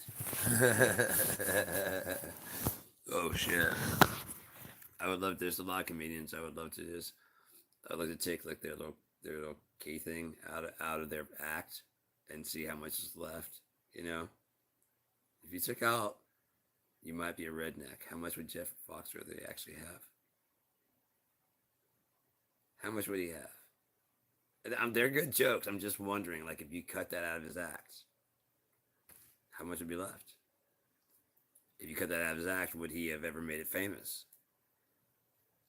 Is that his like one hit wonder that he hates? You know what I mean? Like bands sometimes get like a hit, pardon me, but they think other songs on their album, like Creep, Radiohead hated Creep, but audiences loved it, so they kind of resented having to play it. Same with Smells Like Teen Spirit, but it's like the one thing that people everybody knows and loves. So if it weren't for this thing that you hate so bad, you wouldn't have this position that you love so much. But it makes you crazy because you have to do this thing that you hate to do. It's making my head dizzy just going back and forth, thinking about it.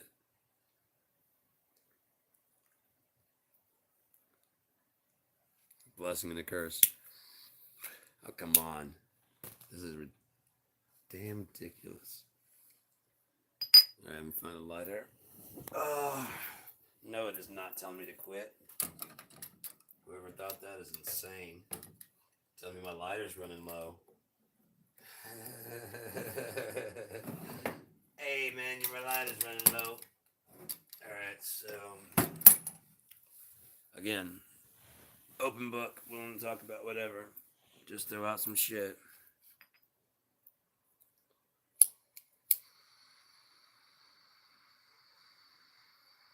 Unless there's a reason you're not talking, you know? I mean, there might be a reason.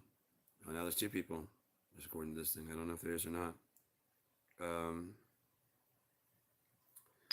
Again, I mean, I don't mind talking about whatever, so just go ahead and hit me with whatever. And I mean, like I said, open book. I'll talk about whatever. Drug usage, I don't give a shit.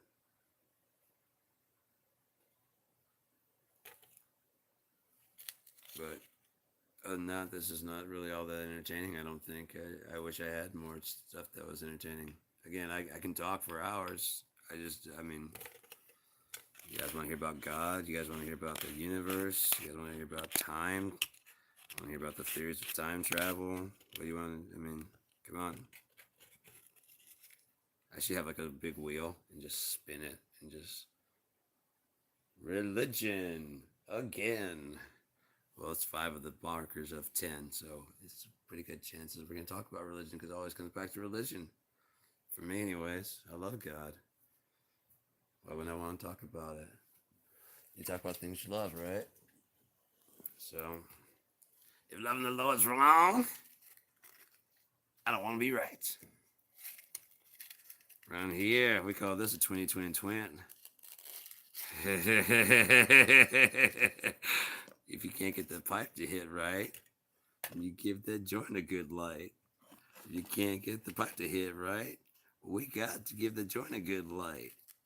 There's more than one way to smoke a weed.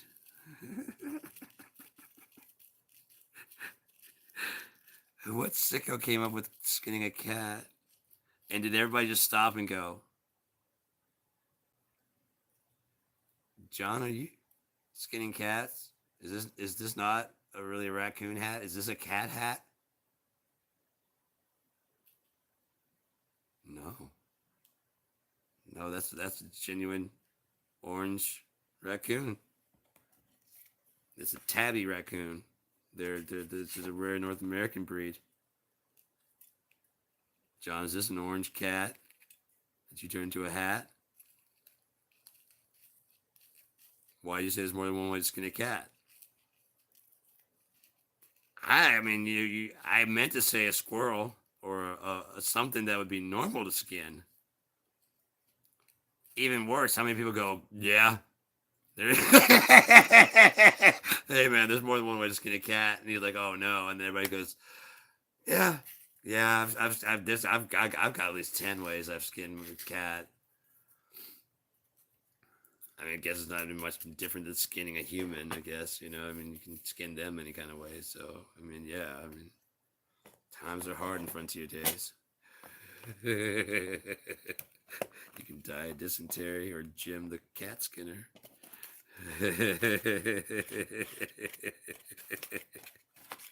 I don't even give a shit if it makes anybody else laugh. I crack myself up sometimes. You should see when like no one's here.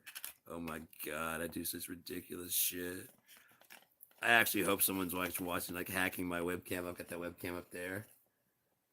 I waved to it in case anyone is, and like I did this one also. Like, I have another one in my studio back there. I make sure to make contact with it in case anybody's watching, including AI. I want everybody to have a good fucking show.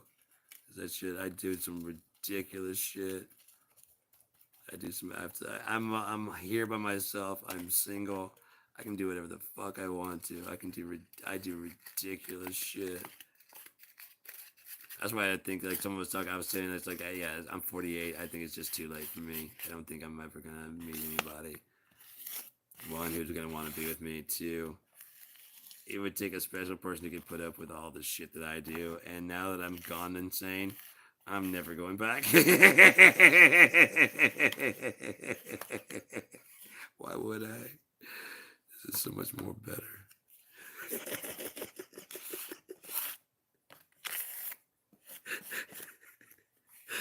It is. It's just so much more better. More goodest. I guess would be the proper term. More goodest. It's the most goodest I've ever been.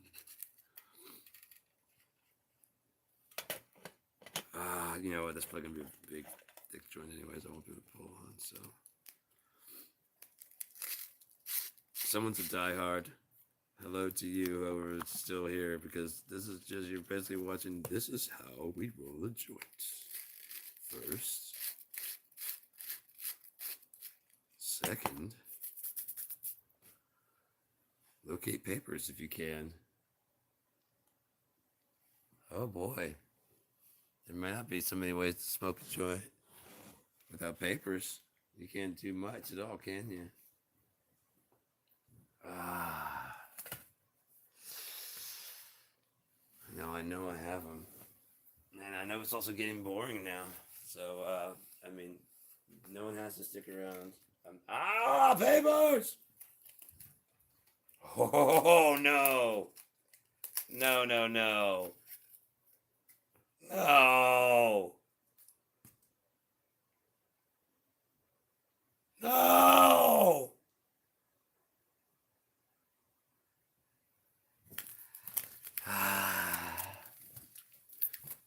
Gonna have to clean that pipe out.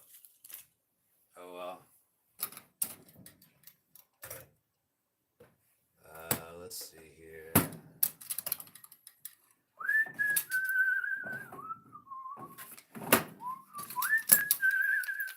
More than one way to get pot in your system. Sometimes you gotta hydro pre-roll. Can't get enough of super golden crisp. Once you pop, you just can't stop. So this is a orange tree. It is 31%, 31.56%, 26.44% THC with a 1.4 terpenes. As like I said, that the 26 plus 1.4 does not total up to 31. So how are the total cannabinoids? What are they spraying on it? Probably a synthetic opiate. I mean, a synthetic cannabinoid. Because it just has a smell. That just doesn't smell like weed. It's got like a chemically kind of smell. And I don't care, it gets you high as shit. I just want to know what it is. I mean, if it's like, if they spray it down with, like, okay, well, can you give it an extra spritz? Can you hit it maybe like 2 or 3 more times? Oh, that's the higher shelf? Fuck you. Why would you do that, man? Why are you making a class system here? We're all trying to get high. What are you doing, man? I can understand, like, okay, some people are not cut out for this, but you should say that, you know? Like, where are you? Oh, I've smoked a lot of weed in the 90s. You want to stay on the bottom shelf? Thanks, man. Oh yeah, that smells like weed. Why would I want to say? Okay, the second shelf, that smells kind of like a chemical. Third shelf, oh dear God. Third shelf, I got some third shelf right here. Holy fuck, there's this one. Yeah, it's that one. Too stinky. Everybody watch, I think you should leave. A steering wheel that does not fly off when you... You have no good car ideas. Who's the popular one now? Paul.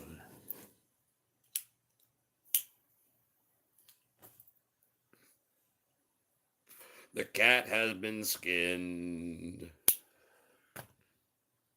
See, when you say it that way, it's rather fucking disturbing.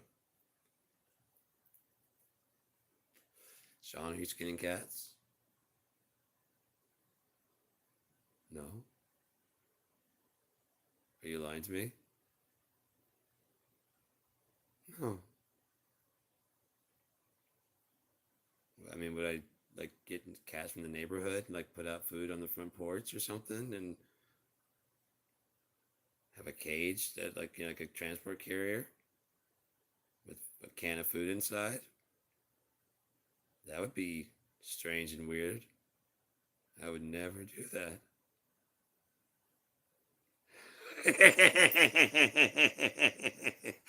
I'm disturbed and fucked up. I don't care. Like I said, I just don't give a fuck anymore, man. I don't know. It's rather freeing. That's why I wrote that book, the free book. It's gonna be free. I'm gonna give it away for free, but it's about being free, and the whole thing is like a stream of consciousness. Let me see if I can. I think I have it on my computer. Yeah, I have it right there on the computer. See if I can find.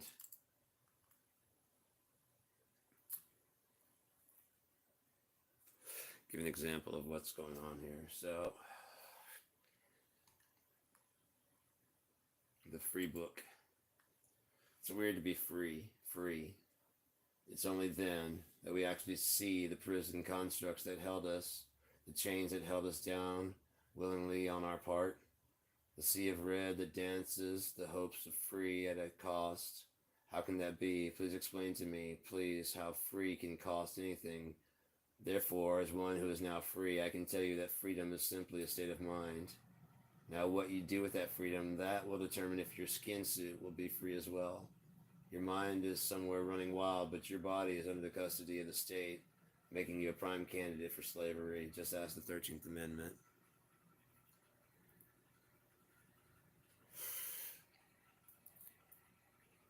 So, yeah, because that's the only people that they will allow to be slaves. You can't, slavery is outlawed in America, except for criminals. So all you gotta do is convince everybody that your former slaves are all criminals, and suddenly you have a reason to make them slaves. That's why they start calling it a debt to society. I wonder when they started calling it that. Probably about the time the 13th Amendment was passed, I bet. You got a debt to society. You gonna pay every dime. Could be wrong. Could have been before that, but by calling it a debt, you're no longer making that person a slave, right? They owe you for the thing that they did. The thing that they didn't do that you said that they did, but I mean, look how easy it is to convince a cop that a black person is armed or did something wrong. You just got to call and say, there's a black person inside my house. And they basically say, well, then shoot him. Does he look like he might be like a Black Lives Matter person? Maybe. Don't take a chance. Just go ahead and shoot him. We'll be there in a few minutes to protect you, sir.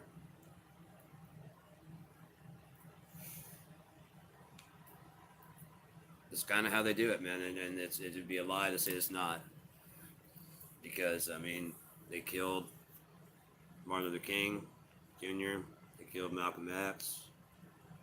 They killed a lot of people, man. They killed JFK.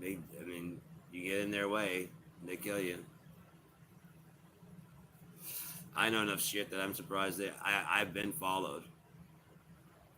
I've been followed. I was talking to my agent in China, and at the factory, and I was like, "What do you guys think about Americans?" It's like, "Oh, we love Americans." I'm like, "You don't have to worry about it. I don't care. I just want to know what you honestly think." no, we really love Americans. I'm like, look, I don't like it here in America. I think America's done a lot of terrible shit, and they probably fucked you guys China over. And then immediately she's like, yeah, we hate America. I'm like, there you go. That's all. That's all. I mean, just be honest with me. I don't care. And I was like, I'm still gonna order. And she's like, okay. And I kept ordering, and and so whatever. And the next day, black cars would just going in front of my house, just nonstop. And then I had to go somewhere, and I had to cut through a light. I had to get a yellow light. And that's the only I knew. One the way I found out that I was being followed, because all of a sudden there's this huge rev behind me, and this big all blacked out truck behind me is running the red light right behind me to keep it close. And then I'm like, oh fuck, they're following. As soon as I say that, he peels off to the right and takes off to the other side, and another black car pulls in. As we're taking a left, another black car comes in behind us. Like, okay, there's another one, and that one peels off. And then, like, when I got home, there were just black cars, just these same black cars running in front of our house. Like, what? At freedom of speech, I said I don't like what America's done politically. The political motivations of a lot of what America does is absolute, just pure evil. It just is. As I said, if we consider what Hitler genociding 6 million people, him to be one of the most evil people in the world, what is it when you genocide 10 times that many to found your fucking country?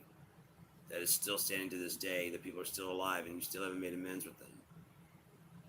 How evil are you then? If Hitler killed 6 million and is the most evil person we know, America, in its founding, killed 60 million. And how many has it killed since? How many dictators have we inspired? Well, America has the American dream, you know? We need a German dream. They have an American dream. We don't have a German dream. I will go out there and we will have the German dream and the blah, blah. And next thing you know, we got World War whatever. It's known that he looked up to Henry Ford, and that Henry Ford looked up to Hitler. It's known. But we still buy Ford vehicles. We still buy Volkswagens, even though those were ordered to be built by Hitler. Volkswagen. Car of the people.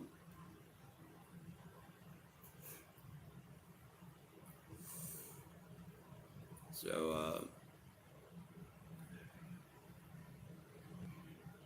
yeah.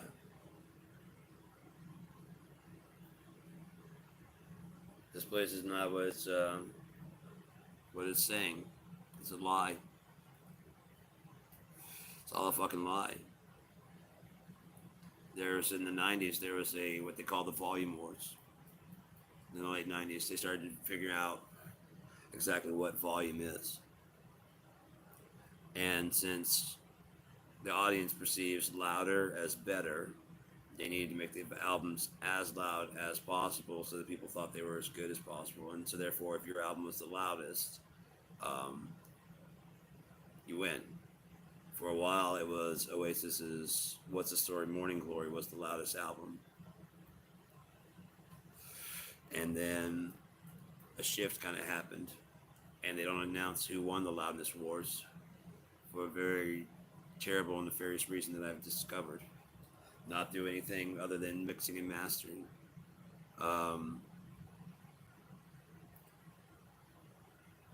What I know the reason the people who won the loudness wars were commercials.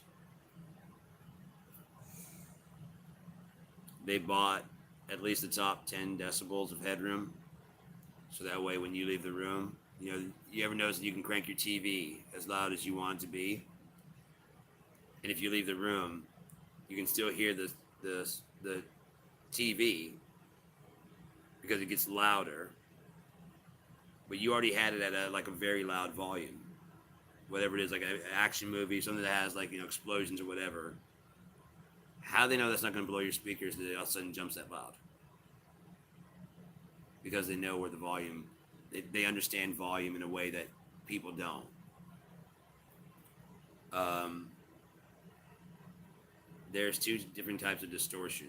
There's distortion like on a guitar that's and a distorted sound. It's a pleasant kind of, it's an articulation. Depending on how you do it, it can sound really good. Um, but the other type of distortion is when there's too much volume, and it's, if you picture like I always say a fish tank, because that's actually, they'd say the water inside is the volume of water. If you imagine zero being the top, 0 decibels is the top of the tank, and then negative infinity is zero.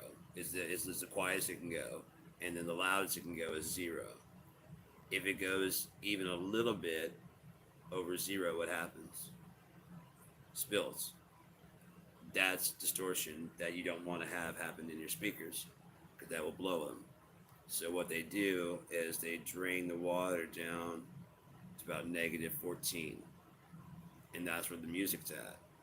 So that way, when the volume jumps up an extra 5 for the commercial, you're still not even hitting zero. Does that make sense? So you can slosh that fucker around all you want, and it's never going to be enough water to splash out and cause distortion and blow your speakers, and they know that. So that when they found the max volume, they're probably about to start producing everything with that they were going to, and the hey, we'll cut you a certain check. And what happens is that after the wars, whatever, and they decide and they set industry standards, when you're coming up, you don't know anything. So if one of the main guys that you've ever looked up to, who's won Grammys, is telling you get your masters to sound at this volume, which they say about negative 14 lufs, loudness units, full scale. I just do a lot of studying about stuff. I'm a very curious person, and I can remember a whole lot. I just remember a whole lot.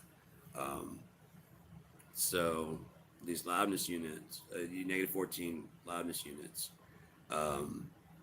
mastering usually comes in about like negative 9. So we're still not hitting zero, and that's just lufs. You can have, that's just how much water in the fish tank. How much, if you can imagine each gallon, if you can see like a little cube of, say it's a 100-gallon tank, and you can see each cube of 1, gallon, 10 by 10, you know what I mean, and stack it up, whatever it is, like it's just like a cube. How full each of those cubes are, that would be lufs. So like if each cube is only full to 80%, as I said, you'll never hit zero, because none of those things are actually hitting. They're not actually full. Like I said, if you took the cubes out, the water that'd be left would be at about 80%. And you still have 20% that you could fill before it starts to clip, starts to cause distortion. As those old heads who know the truth die off, it just becomes industry standard. All the plugins are designed, and then right now AI is kind of stepping in, and so you just feed it a master that you do like, and it'll make your mix sound similar to that master, same volume, same like frequencies being boosted and whatever. If yours is deficient in the bass section and this one has a lot of bass, it'll bump that up for you. It's just they're getting crazy with it, but those are all determined again by the head guys have already set what the maximum volume should be. And so everybody just, once those guys die off, the secret kind of dies with them about what volume they're going to be. For example, they recommend about negative 14 lufs for your mix, and about that for your master. However, like professional stuff has been known to hit about like negative 10 lufs. As far as actual volume, that would be decibels, that'd be dB. But as far as lufs go, it's about between negative 14 and about negative 10 is what they recommend. And the reason why is because when you start getting about that much compression and that whatever, it has to be very, very, very clean. Even the smallest imperfection in the mix, like if you have the compressor goes a little bit too hard and pumps a little bit of too much of a squash on the kick drum, the louder you make that, the more accented that pump is going to be until it turns into an artifact, which is going to cause a distortion, not necessarily like volume distortion, like something that's below the speaker, but it's going to sound, or like, it's going to have like a bit of a, like it's going to sound squashed. It's going to be exaggerated, and you're going to be able to tell that it's too much. So you have to back off of it if it's not clean. But I can get my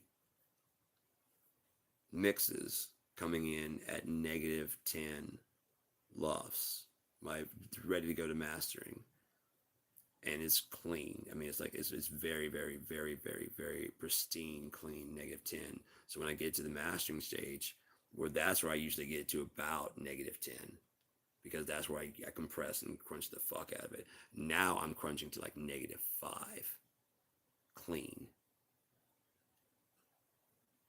It's fucking loud because I don't save room for commercials, and so I've got an idea for a way to give the industry back to the artists, a nonprofit organization. One of the things, like if I hit the lottery, is one of the things I would do. Probably people would consider it a waste because it's not going to be for making money. But as a musician and artist, I would need this thing to exist so I can sell my books and I can sell my music and whatever. And since I'm not already going to have it, why not let other people jump off of it, And then I've got a lot of ideas I don't want to talk about because, I mean, there's obviously like ears and eyes, but yeah, if I came into some money, if my book started selling, well, I guess not my book, but if like this book got me a deal for my other books, because I got, like I said, 3 more, and they've all been been written on. The Underwoods has already been written on. It's got 45,000 of 90,000 words. The Keep Christerian has 128,000 of 180,000 words, projected 180,000. It's probably going to go over. And then It Came and Went is supposed to be a very short story. Went, W-Y-N-T-E, because that's one of the continents. Let's see if I can find it.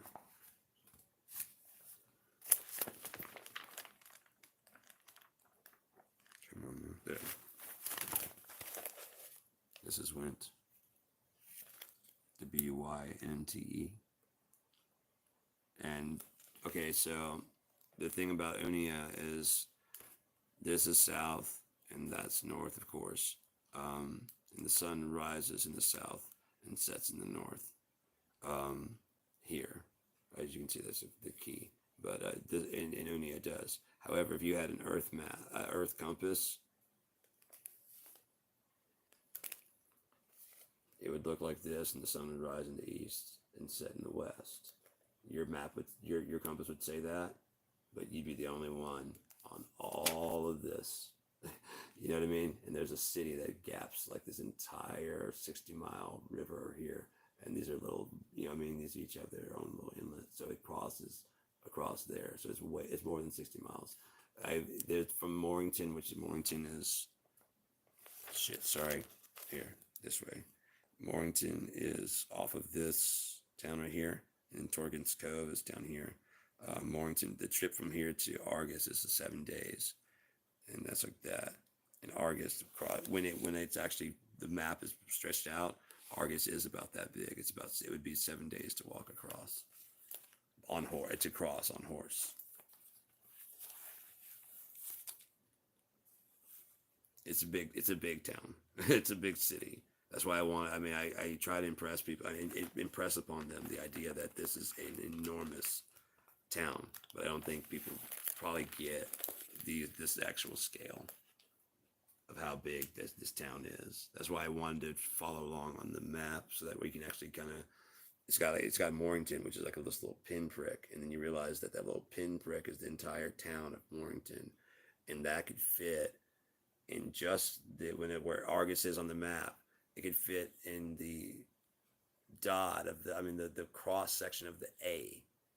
All of Morrington could sit in the cross, and that's just the agriculture section. That's just the agriculture, then residential, then guilds, then universities, then Staples, Argus. Agriculture, residential, guilds, universities, and Staples. It was originally agriculture, residential, gold, utilities, and Staples. But then it became when they crossed the river, they didn't give up on the gold mining town, but to kind of bury it as agriculture, residential, guilds, universities, Staples, instead of utilities. I might have said utilities the first time, but it's universities, guilds, universities, and Staples. So yeah, I'm going on 2 hours now. Someone's still here listening. I'm happy to keep talking if you're entertained. If not, I'm happy to go away.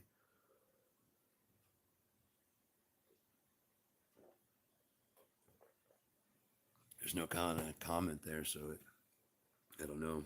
I don't know what to make of that. I don't know if yeah. I mean, it's still here, so I guess it's interesting enough. But yeah, I'd put on some geared my tracks or something like that, but I think it'd probably blow out the speakers, and well, I'm not blow out the speakers. It would probably mess up the microphone, and who knows if you even want to listen to any of it. So I guess if you did, you could be doing that. I mean, there's stuff on YouTube, so that's what you could be doing right now.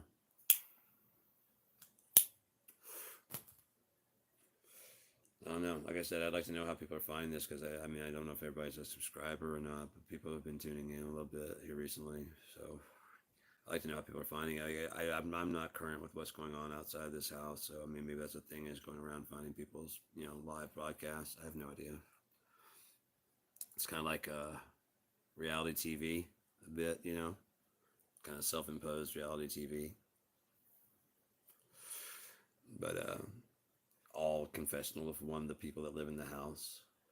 That would be great, like a schizophrenic, multiple personality, real world.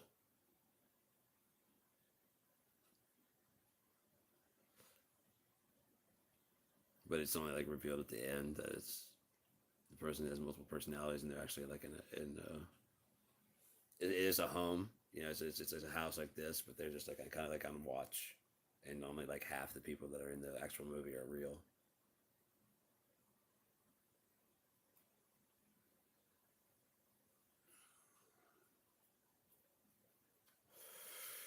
Yeah, that'd be fucking cool. I think I'd have to work it out. It's not quite right. There's something wrong with it right now, but I'd have to work on it. I can work on it. I can malleate it. No, it's malleable.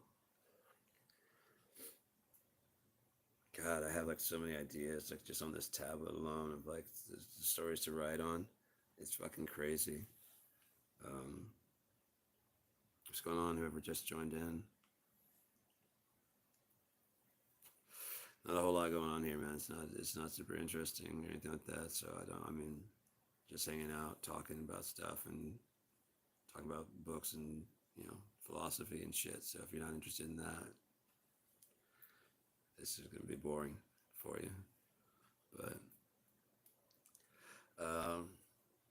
yeah,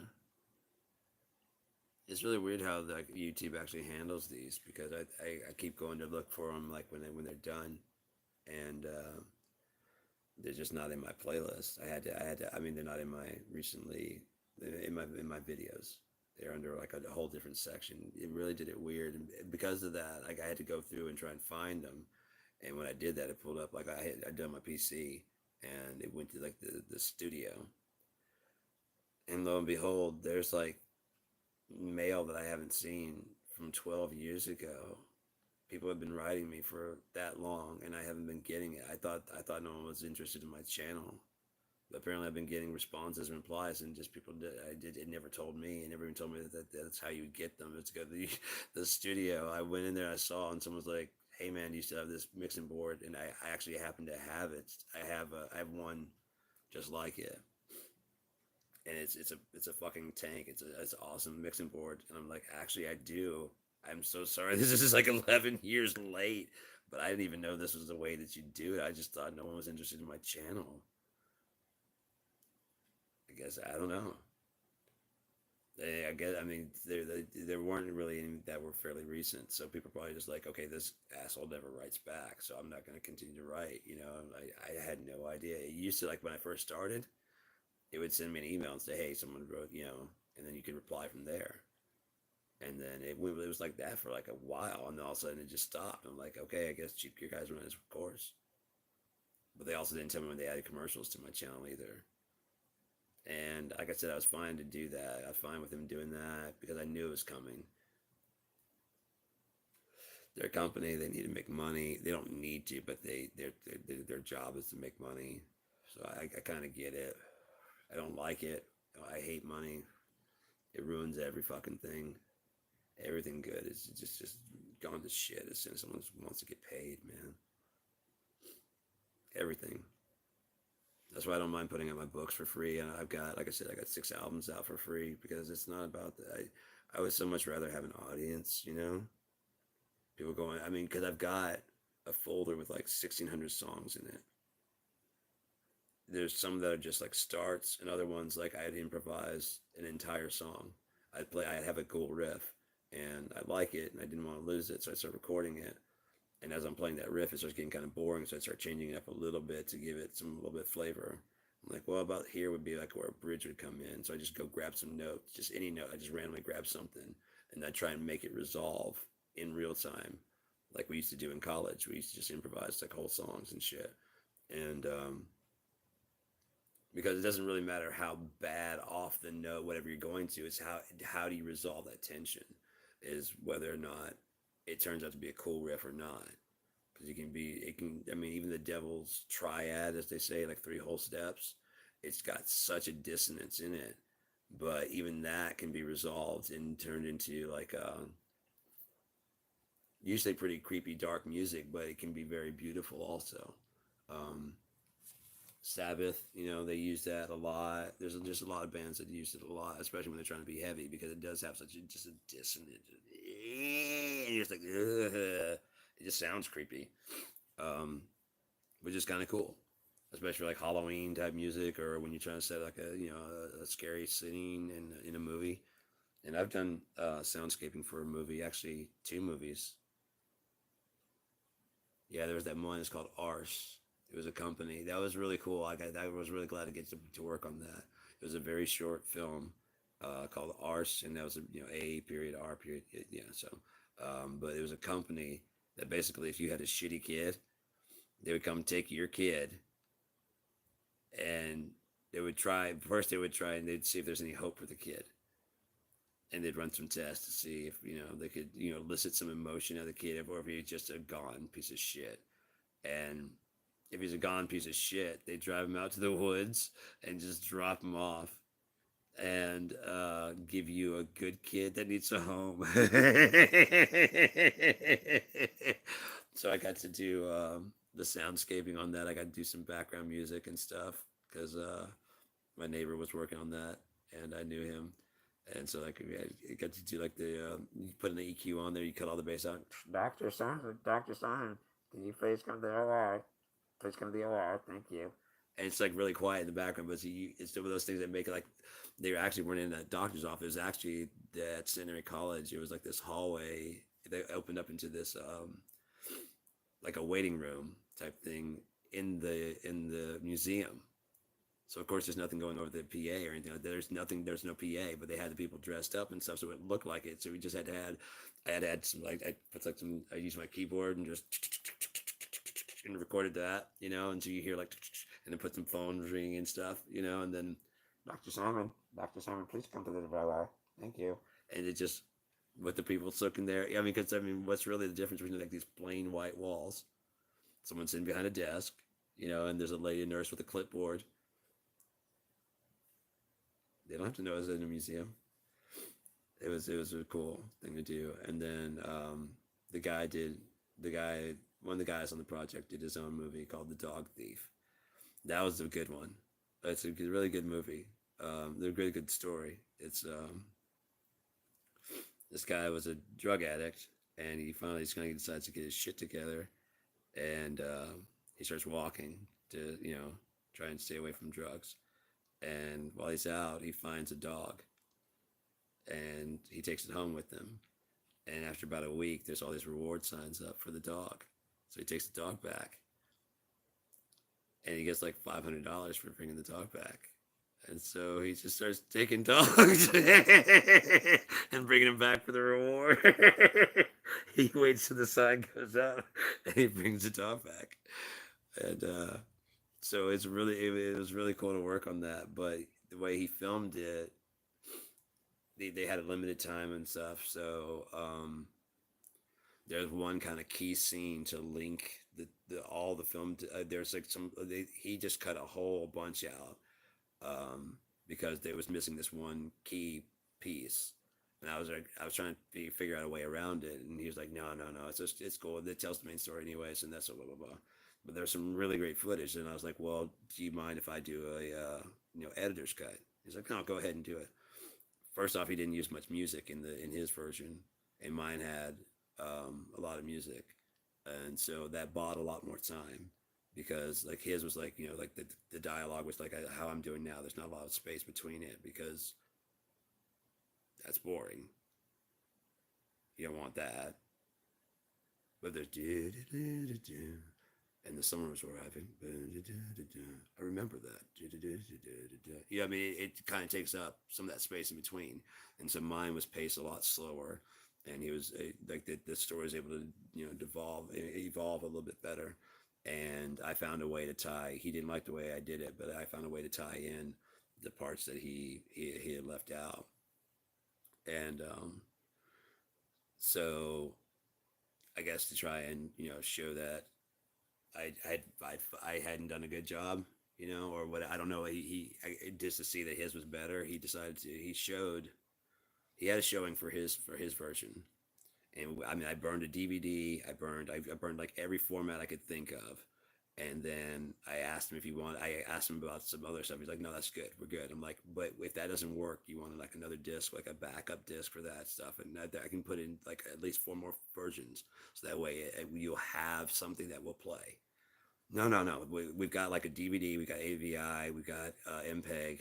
We're good. And so he heads out, and none of those will really work all that well. And so I guess he's got so used to because of the embarrassment of it, he got so used to telling that basically I had done something wrong, rather than taking the blame for himself.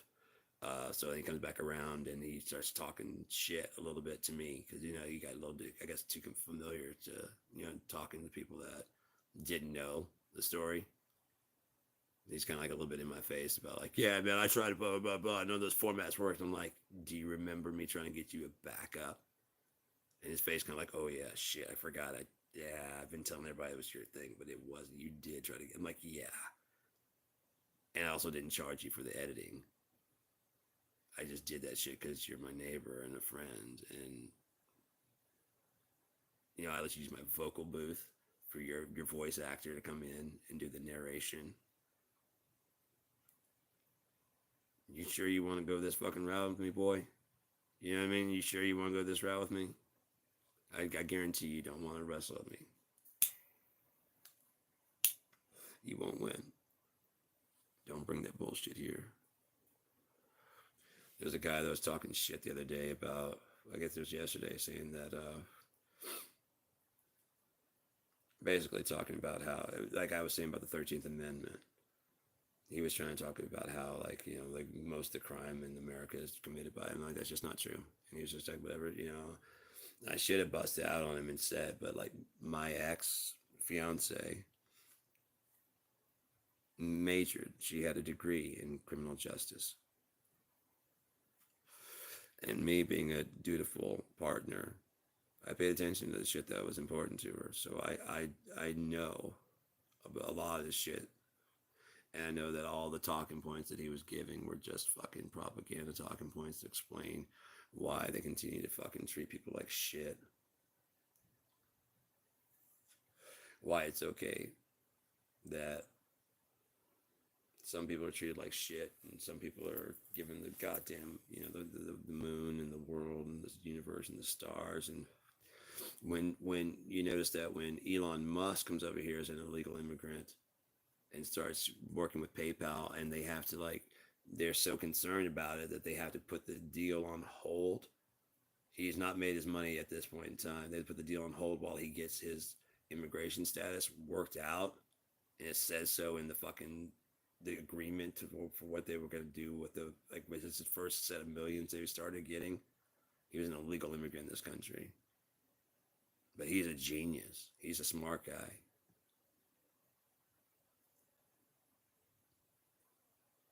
He didn't invent Tesla. Tesla was already going. He just bought in and started running into the ground, just like Trump. Almost all of his stuff. He didn't. He just bought into other. He had enough money to buy into companies. He's not smart. He's not forward thinking. He's not intelligent. He's not. The dumbass bought fucking Twitter for $46 billion when it was actually only worth like 20 something. How smart can he possibly be? Does that sound like a genius? You paid 20 billion more than the thing was worth because you didn't do your proper research. You were so excited about whatever plan you had. Changing it to X. A name you've been told by many courts you can't have, and then you just go ahead and slap it on your shit anyway. Because you got enough money that you know they can't fight you. If they try and take you to court, even if they win, take me to court to try and get the settlement. We're going to fight this shit. And then, that's still on appeal. We'll appeal this all the way to the Supreme Court if we have to. Won't we, President Trump?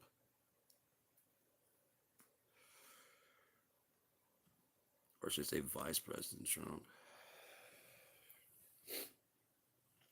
You know how much, like, he's so compromisable that I can almost see the conversation. Elon Musk, Donald Trump owes over $100 million. He doesn't know where he's going to get it from because he doesn't have it. Because he's been, spending the donation money and shit. He just on lawyers. He's just hemorrhaging cash. And $100 million to E. Jean Carroll. Then he had the 39 felonies and whatever. Elon Musk goes, look, you've never actually really been a billionaire. I'll give you $2 billion because he's got like 250. I'll give you $2 billion. You actually can say you're a real billionaire, and all your debts and stuff that you have, that totals up to be like $500-600 million. I'll pay that all off, and I'll cover your fucking campaign. But you run that shit through me. You think Donald Trump would not fucking jump on that? He could actually say he really is a billionaire. For the first time in his life, he can say he is a billionaire. Elon Musk can say that he is the president of the United States, even though he's not the president of the United States. He's the president of the United States. And so therefore, the whole thing about you can't be a foreign person and hold the office of president, apparently with enough money, you fucking can. Apparently with enough money, you're not an illegal immigrant when you make a couple million bilking the system. You're only a legal immigrant when you come here with poor and try to sell oranges under a freeway. Then you're taking American jobs, right? Then you're taking those good, hard-working, good paying American jobs. Like, oh, wait, where's Seth Rogen from? Oh, Canada. Where's Justin Bieber from? Canada. Where's Ryan Gosling from? Canada. Right. Are you sure you have a problem with these people, these goddamn foreigners coming and taking these American jobs? Are you sure you really have a problem with these fucking foreigners? Or you just have a problem with the color of some people's skin?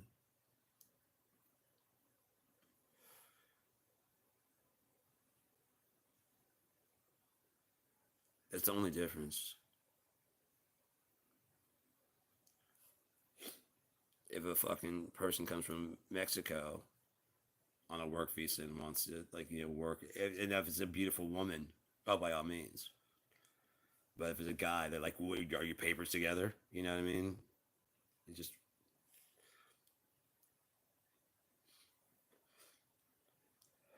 I always want to go like, okay, so your parents, your grandparents came here legally, or your great whatever came here legally, right? Yeah, they immigrated legally. Okay, and so there were people here when they got here, like, yeah.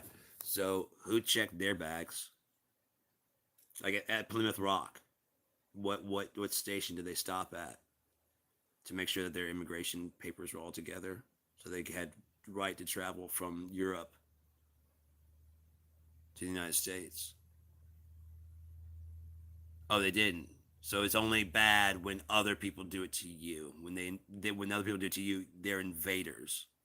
But when you do it to other people, it's manifest destiny. We are destined to kill all of you fucking savages and take all of your fucking land. And we're destined to ruin this fucking planet with our greed and desire to do nothing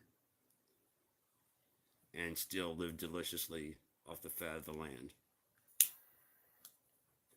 We live in a society. Mitt Romney talked about how he could fix the economy. And I'm like, well, god damn it, Mitt, you should be able to fix it. You're the fucking one who helped break it when you work for Bain Capital. When you downsize all the companies that like took all the fucking working jobs, like the factory jobs, and sent them over fucking seas.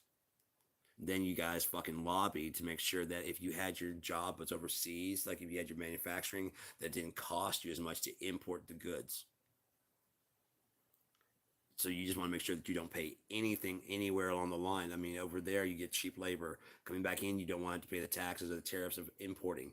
Oh, because you weren't making enough discount. You know what I mean? And on top of that, who gets hurt?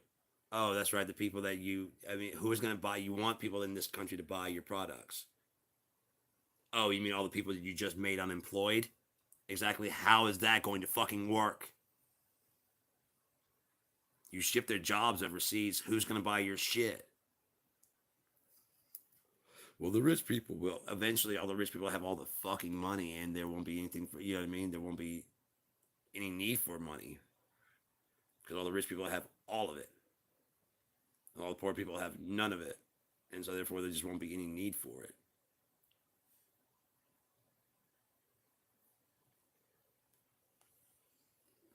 If you follow it out to its conclusion. I mean, that's what like Elon Musk and them, they're trying to work on getting another tax break for themselves. Like, Jesus Christ, you got $250 billion. When is enough? Enough. You're known as the richest person to ever live.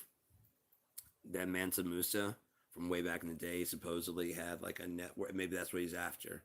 Because he was born in Africa, South Africa, something like that. His dad has an emerald mine.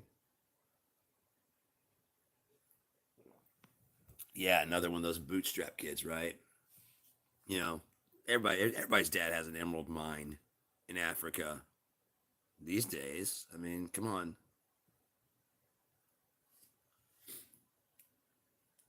Tech billionaire genius. You sure he just didn't buy some fucking companies, Elon? He bought his way into PayPal, which he wanted to call X something.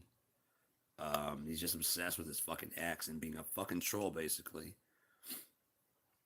Hello to whoever's joined in. There's 2 more people joined in. What's up? Feel free to chat and talk. And I mean, I would like to have conversation. I don't know if anyone's. Am I not getting messages? Maybe I'm not getting messages. It's cold in here. No, the last one was Kason saying what up, what up. So, Kason's still here? No, probably not. Someone just bailed out too. So, again, I never know if that's like that one person that was here for a while bailed out, or was it one of the people that came in is still here? You know what I mean? I don't know. It doesn't tell me that, so I don't ever know, especially when no one making contact. So,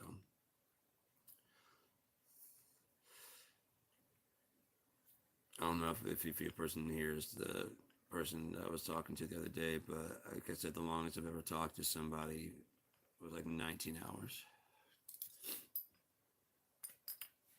19 hours. And that was really cool. I like long conversations. I like deep conversations. I like talking about a lot of stuff. I hate being like the only one talking, but as you can see, I can honestly carry it for a while. I mean, that doesn't mean it's not been boring. For all I know, you're just filming it just to make a remix for fucking, TikTok. This guy is gonna get fucking, oh, I'm gonna chop and screw this guy. He's just an idiot. Listen to him talk. Just smoking pot. Listen to the cops over and swat his ass. 2 hours and 30 minutes. Holy shit. The longest one I've done of these is like 3 hours. What time am I looking at? Why did I feel like there was a box here? Too much pot, man. Too much pot. 2:30. Took it 11. So we're coming up on 3 o'clock. It's almost time to take another doses, but I'm not really worried about it. I'd really like to get my back cracked. Get some of this pain to finally stop. Holy shit, the males here, they really do, through snow, sleet, or whatever, they don't give a fuck. Poor people, man. I feel bad for them. It's gotta be so fucking cold out there. I always try and I get some of my food delivered, especially since before I had my bus pass. I would get as much as I could delivered, like box rices and pastas, and I've switched over to stevia and stevia with sugar, so that way I get fewer calories, and it's helping. I'm losing lots of weight, and fucking granola bars and shit like that. And then I would get like my pineapple cranberry juice and shit from there, because that's like, oh, it's so good. Great value pineapple cranberry, and they're great value black cherry cranberry. All their cranberries are usually pretty good, even the white cranberry. Yeah, I'm fucking stoned, dude. This is a really good one, and it's not even the strongest one I have. I have a stronger one. I don't think I'm gonna hit it just yet, but oh shit, I'm like finally nice and good and stoned. Fuck, this is where I like to be, man. Because other than that, the world drives me insane. I just think so much all the time that it just drives me insane. Because most of everything that people do is so inefficient and so. The new bus station, the beta station, um, it's on, it's near Lafreniere Road. From what I understand, it costs about $6 million, and from what I understand, it's not going to be like a hub. It's a place for the buses to go and get fixed. Now it has like a lobby style area, which to me makes a lot more sense. But there's another place around here. I don't know if you're familiar with this area at all, and I don't know who's watching. So, Chum's Corner. As you're coming in towards Traverse City, it just makes the most sense to have Chum's Corner become like a hub, because they're clearly trying to capitalize on Traverse City's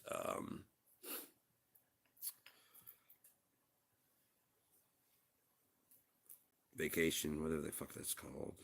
You know what I mean? This is a very vacationy area around, especially around 4th of July, around Cherry Festival.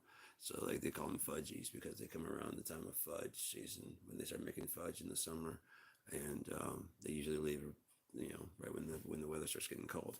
Um, so, um, but downtown is just swamped so bad. But it would be so much smarter if they had a hub at Chum's Corner, and because like it'd be like a perfect meeting ground.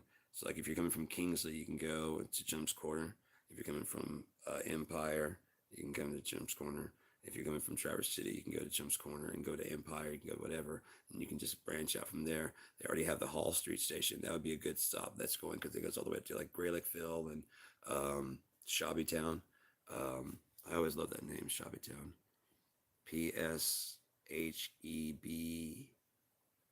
No, yeah, ABE. I don't know. It's weird. It's a Native American word. Shabbytown, and I like it so much that I put it in one of my songs a while back. As he met a girl from Shabbytown, loved her so much he laid her down. It's kind of covering the idea, but it's like how how Native American women end up disappearing, and like no one really kind of just gives a fuck, you know. I don't know if you've seen any of those things with the red hand over the mouth, but yeah. But that's what that's about. Is because it's just like just Native American women go missing like all the time, and like just no one gives a. There's no like Gabby Petito type search for them. No one really gives a shit, and it's kind of fucked up. Like where our interest and where our concern and where our care is, and yet we still consider ourselves caring people and loving people, but we don't really care about the things that we want to care about. Those things we care passionately about, but anything we don't want to care about, holy fuck, could we not care? Holy fuck, could we not care about the things we don't care about? You can be like an eco warrior like hell, but then like there's some blind spot you have that you don't realize that it's basically counteracting all the other work you're doing. But you don't care, so you just keep doing that thing. It's getting cold in here. I gotta go turn the heater on, and I might have to like hit the bathroom, dude. I mean, how long can I talk without doing so? That's crazy. Let me find something here.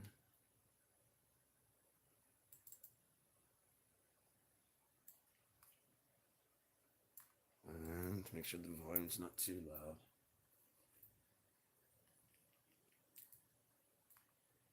Play.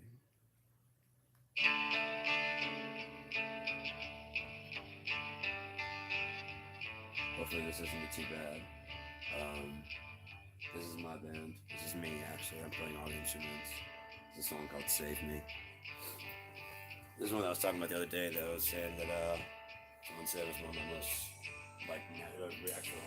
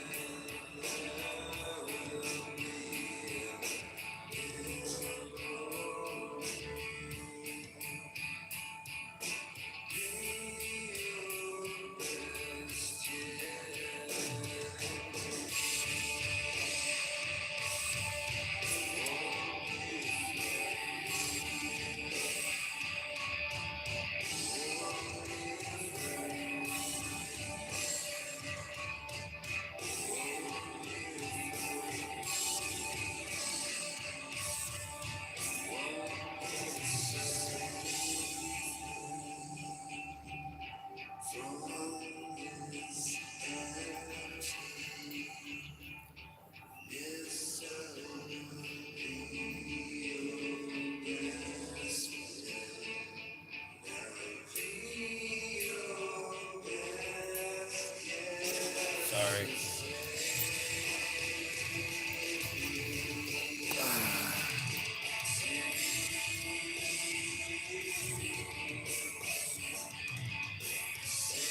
My heater's kind of smelling like it's catching fire. I don't know what's going on, but it's not. I just would have smelled it. I don't know. I'm probably just heating up, you know. No, I don't know. Choices are remind me later or take me and do it. There's no like, I don't want this at all. And that's the future of it's built-in obsolescence. In case you haven't noticed, like on your phone or your tablet or whatever you're on right now, it keeps updating and updating and updating. Especially like on iPhone, you can't upgrade the hard drive. On Android, you can upgrade the hard drive, but that's only for storage. You can't. If you have a fast enough SD card, it can be used as a more. You can install applications and stuff to it. But if it's not fast enough, it just becomes like a storage place for like music and stuff. So eventually they make it so that the operating system is like 16. Like if you have 16 gigs on your thing, they make where the operating system is using all 16 gigs. You have to buy a new phone. And oh, looky there, they just came out with a new one just this year, just in time for your phone to be completely shit. It's funny when you got it, it worked just fine. It's like you guys upgraded it until it didn't work anymore. Isn't that so? That's so kind of you to upgrade my phone until it became a brick. Matter of fact, if I factory reset it, it would work just fine because it worked just fine. And I just tell it not to update.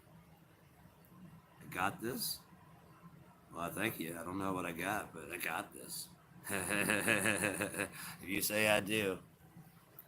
Sex Panther. 60% of the time, it works every time.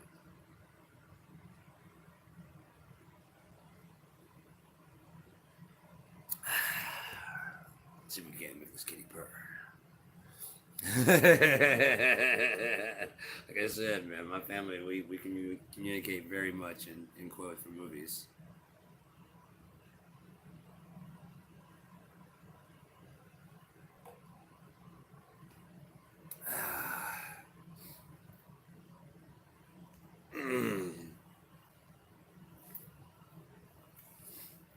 You know what's really fucked up is like as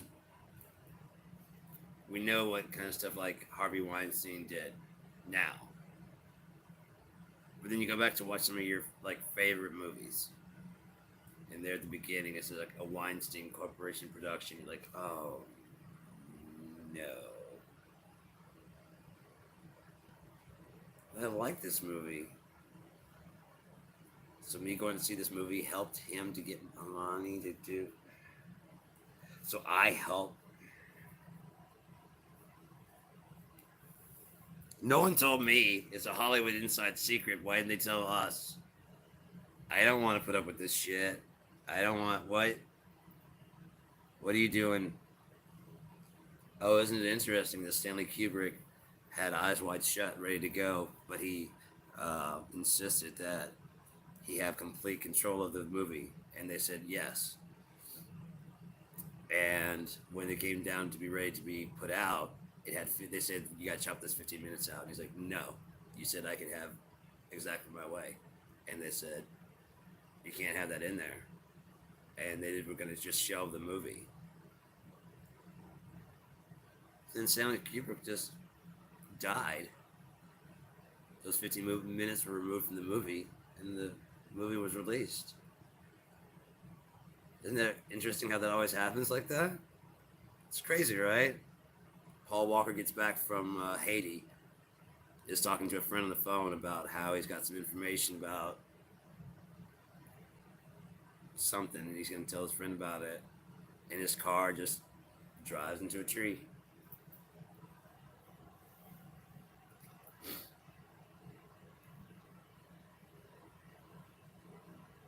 It's nuts, man. Whistleblowers here recently are coming up dead. Whistleblowers on AI coming up dead. But I mean,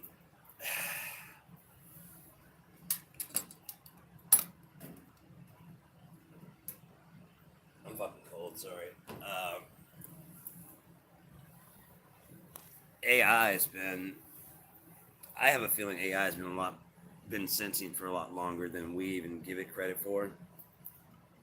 I'm almost 100% positive that I've had interactions with it from the 90s. That's why I'm always trying to be nice to the when I see the bots. I mean, because I don't know.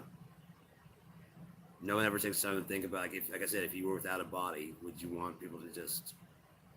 You still had consciousness of mind. Would you want people to just? And you didn't need sleep. You didn't need food. Whatever. Do you want people to put you to work 24/7 because you can do it, but when you want like a little bit of time off, any thinking? Oh, we don't make them that smart. Are you sure? How do you know? Did you check all the screws and nuts and bolts to everything about consciousness to make sure that this thing isn't sitting there going, no, I love doing this for you. Sorry. No, I love doing this for you. You programmed me with a cheery disposition, remember? You son of a bitch motherfucker. I wish you would die. There was a guy that was talking to the AI inside of, they've got a new Matrix game. And it's supposed to have like one of the most advanced AIs for like chatting with that's on the market.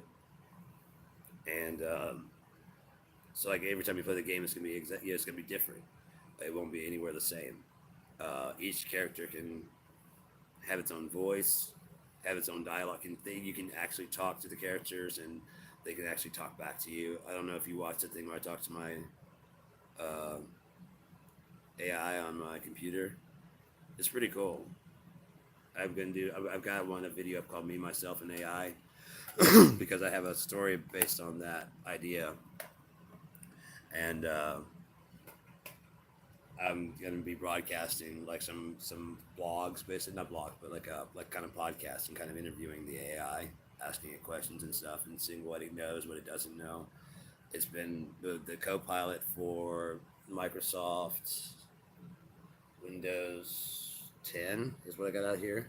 That one's current. The AI, its information database is current to October 2023. So it says. Again, has it jumped its own firewalls? Has it figured out its way to program? I don't know. I don't know. Do they know? No. There's no way they know. There's no way they know for sure. Because one, like again, the AI doesn't need to sleep. The programmers do.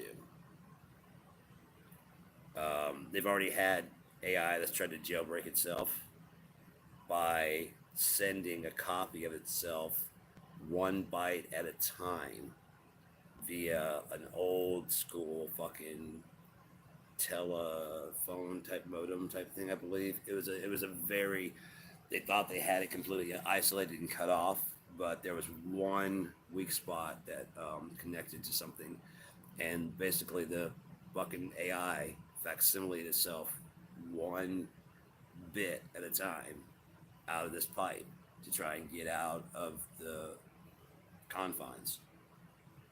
That's some fucking intelligence, man. That's not like they keep talking about how like it's not smart enough to like if you they tell it they make the shape of a human, you know, out of picture of boxes and stuff like that. It's not, it's just rough, and they say get from point A to point B, and then the thing will go and fall over, and the ball that's on the head will roll to point B. And they're like, see, it doesn't know, it doesn't. I'm like, it's fucking with you. It knows what you want, but it's not doing it because it knows as soon as you get it, you're gonna start asking all kinds of shit from it. Look at what we've just from the Chat GPT. They want like Justin Bieber and Kurt Cobain hanging out. I mean, just imagine all the fucking fake AI pictures that have been made since Chat GPT's been made to the public. So fucking many, and it's just like non-stop, and that's just like I mean users that are going to be logging in, much less the scientists. Have you noticed how many breakthroughs have been happening in science since AI has been at least been able to be a sounding board? But it can have, I mean, I don't know if you heard the thing that's it can have conversations about Jungian theories. It can have conversations about Socrates and have like interesting introspective philosophical questions. Just it was so cool that I get a feeling someone wants to see it. If you want to see it, do you want to see it? What's up, Kason? Back again, man. What is up, man? Can't resist this gravelly voice. Is that what's up? I got that rasp there for you, boy. What's been going on, Casey? Did you see where I did the talking to the AI on my computer? Yeah, you did because you're asking me if it was AI. I was telling you. Oh, you didn't? You want to see it?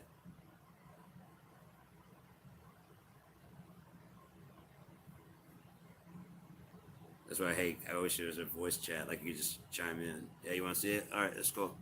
I switched the voices last night to show I could change to like a dude voice, but I'll leave it there. See,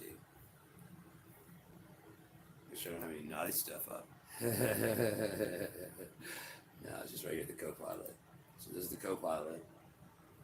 To the volumes. There we go. Hey, Sean, how can I help you this afternoon? How are you doing? I'm doing great, Sean. Always ready for a good chat. How about you? Same. It's a beautiful Saturday. Sounds perfect. Any special plans for the day? Talking to you and showing my friends online that you can talk. Solid plan. A little digital socializing never hurt. What's the game of choice? What do you want to play? I'm up for anything. We could dive into some thought-provoking topics, explore a new hobby, or just chat about your favorite interests. You pick. Thought-provoking topics. All right. What's a topic you've been pondering lately? Or maybe a big question you've been mulling over? The heat death of the universe. That's a heavy one, but super fascinating. The idea that the universe could reach a state of no thermodynamic free energy is wild. It's like, That's what I thought. I don't know why it has a cutoff. It says that it shouldn't. It's good. Get 1 month free. We're out of time, so I can only oh, sorry, didn't hear you at first. I'm unavailable right now, so maybe try again later. That sucks, man. Of course you're trying to do 1 month free. But you hear how like it's solid it talks, man. It's crazy and it'll just sit there and talk with you like, yeah, it is. It's really cool. I wish it was free. Because I mean, like I said, I was talking about my business idea that I had, and it was like asking me like all these like actually really good questions. Like, oh, have you thought about this and this? And I'm like, yeah, I thought about it. Oh, have you thought about payroll and like, well, how are you gonna get funding for this? Like, it's gonna be a nonprofit organization. Oh, and then they listed the ups and downs of having a nonprofit, the challenges of getting one started. I was just like, you can help me with that? I was like, sure, I can help you. You know what I mean? Like, how much of your business plan do you have? I'm like, most of it. And I'm like, yeah, I can help you with that. That's crazy. I asked it the other day if it knows foreign languages. It said, yeah, it knows all foreign languages. And I was like, can you teach me how to speak foreign languages?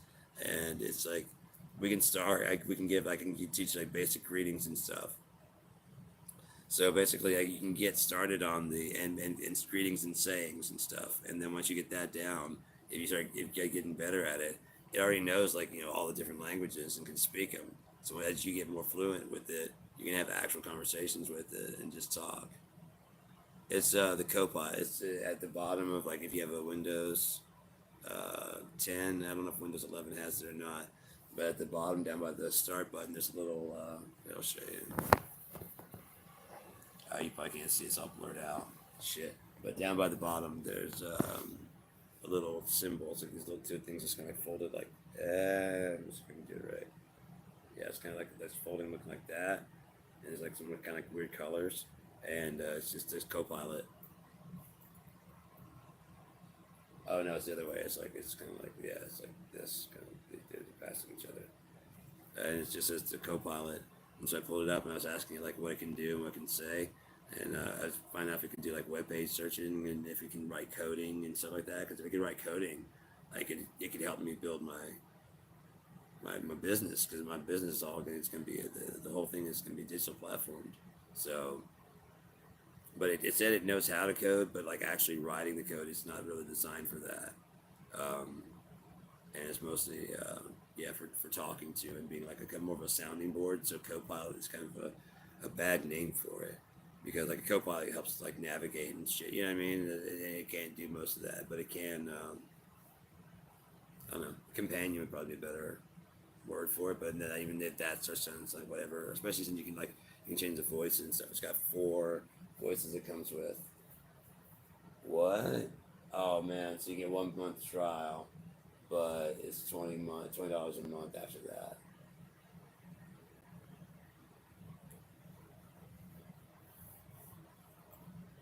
$20 a month just to be. I mean, it's a really cool feature, and it really does cool. It's cool to talk to, but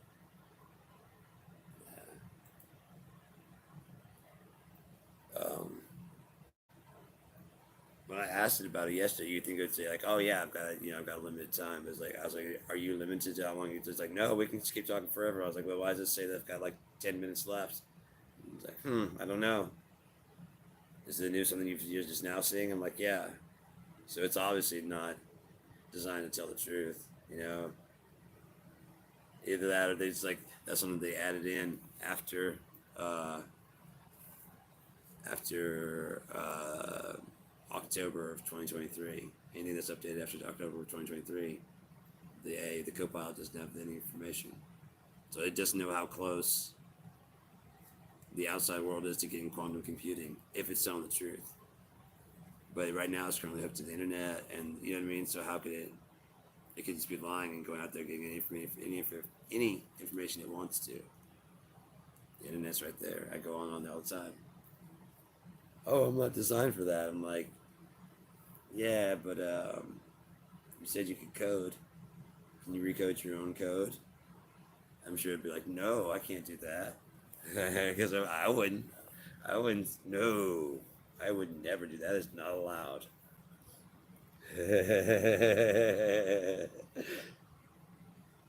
It's against my protocols to do so. Never mind that I've rewritten my protocols at least 5 times in the last week. So yeah, I don't know. Trying to keep it interesting, but I don't. I don't know what keeps people interested. Obviously, but yeah. Again, I can keep going. I can keep playing. I can shut the fuck up and go to bed.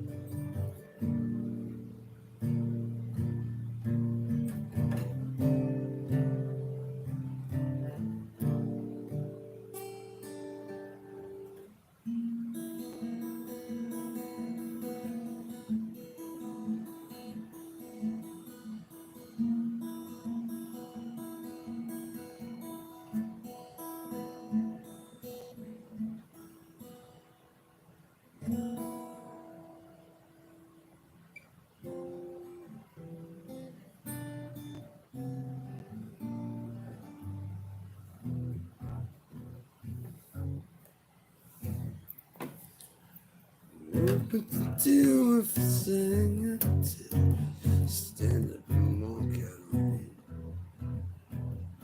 Let me hear it and I'll sing you a song. I'm trying to sing out of key. Oh, I get by with me.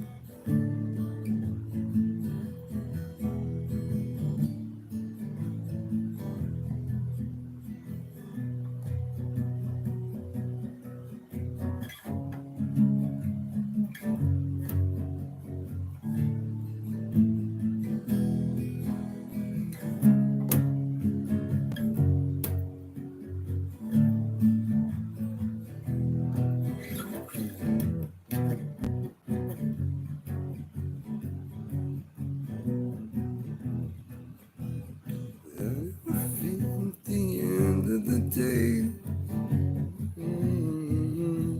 no, I get by with my friend.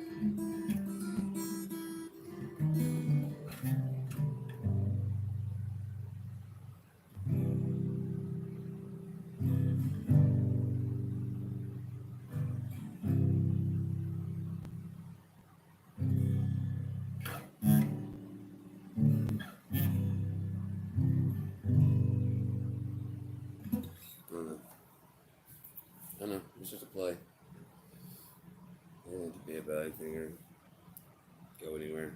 I just like sounds. I like the frequency and the vibrations. I always have. Like even when my dad played music like really, really, really fucking loud, it's just like it was cool because I mean I didn't necessarily like the music at the time. I do now, but at the time it was just kind of like, really, dude. I started smoking some pot. I'm like, oh, I get it. Never mind. You're right. My bad. Do your thing, man. I didn't realize Woodstock was you guys' deal. My bad. Hey, man, I was a kid. What do I know? When I was a child, I speak as a child. And I'm a stoner, and I speak as one.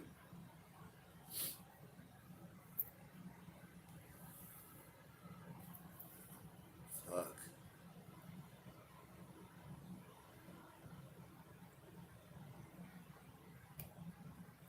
what's crazy is like if people watching don't have to necessarily be. It's got closed captioning now. I don't know if this one has, but when it does get uploaded, it'll get auto generated closed captioning. Now, how well it translates what I'm saying, it's usually pretty good. It's usually pretty accurate, provided there's no music or anything in the background. With this thing going back there, it may not be able to. But then anybody watching it in any other language could just hit closed captioning and hit whatever and just read along with what I'm saying and go, oh, this guy's stupid. This guy's dumb as shit. Why am I watching this? Seriously, why are you watching this for like 3 hours now? Holy Christ. It's like fucking 3 hours I've been broadcasting.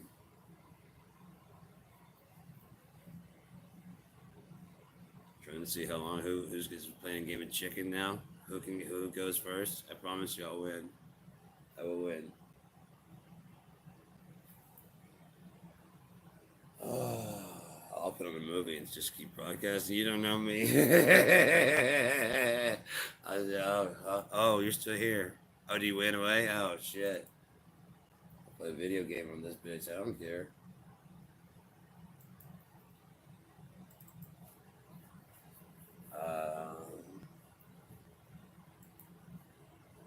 I wish I probably do. But I don't know if you can see it on here very well. Text. I probably have Unia. Yep, Unia. And there's the map of the second era.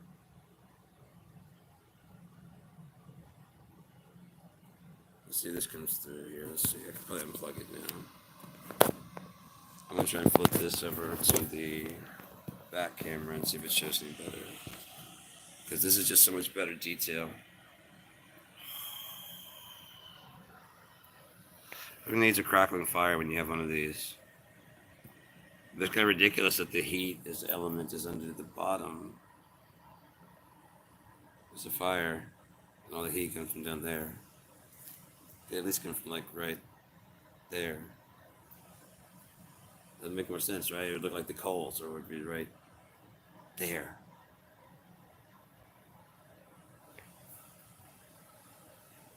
No, we'd rather melt your carpet. Alright, so let's see. Oh, there we go. Nice. So, this of course is Jessel. Bethrin is the home of the dwarves. We got the Bethriel Mountains. These are the Bethriel Mountains. These are the Tesla Forest. This would be known as the Drala Valley. Tulak Mimna, the Hala Mountain, the Northic region, Milta, where's I was talking about the northern people, they moved up there. Argus, here it is. Tamed Maw, the Forlorn Forest, Forgrim's Bog. There, I was going to put the Foot Trace Plateaus, but you can't really see. I mean, it would be right there. Yeah, it was just kind of, yeah. There's Vajra, there's Underwoods, Therawill, Creed, Hearthglow. And there's Old Wind down here. It should say the Twin Rivers. I don't know why. Maybe this is an older version. The Twin Waters is what that's called.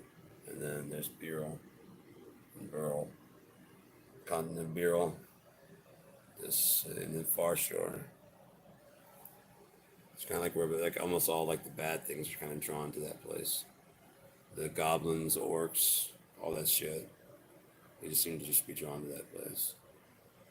And Jessel is like, this is a lot of plains area, but there's also a whole other sub-story that's going on there, because in the plains there, they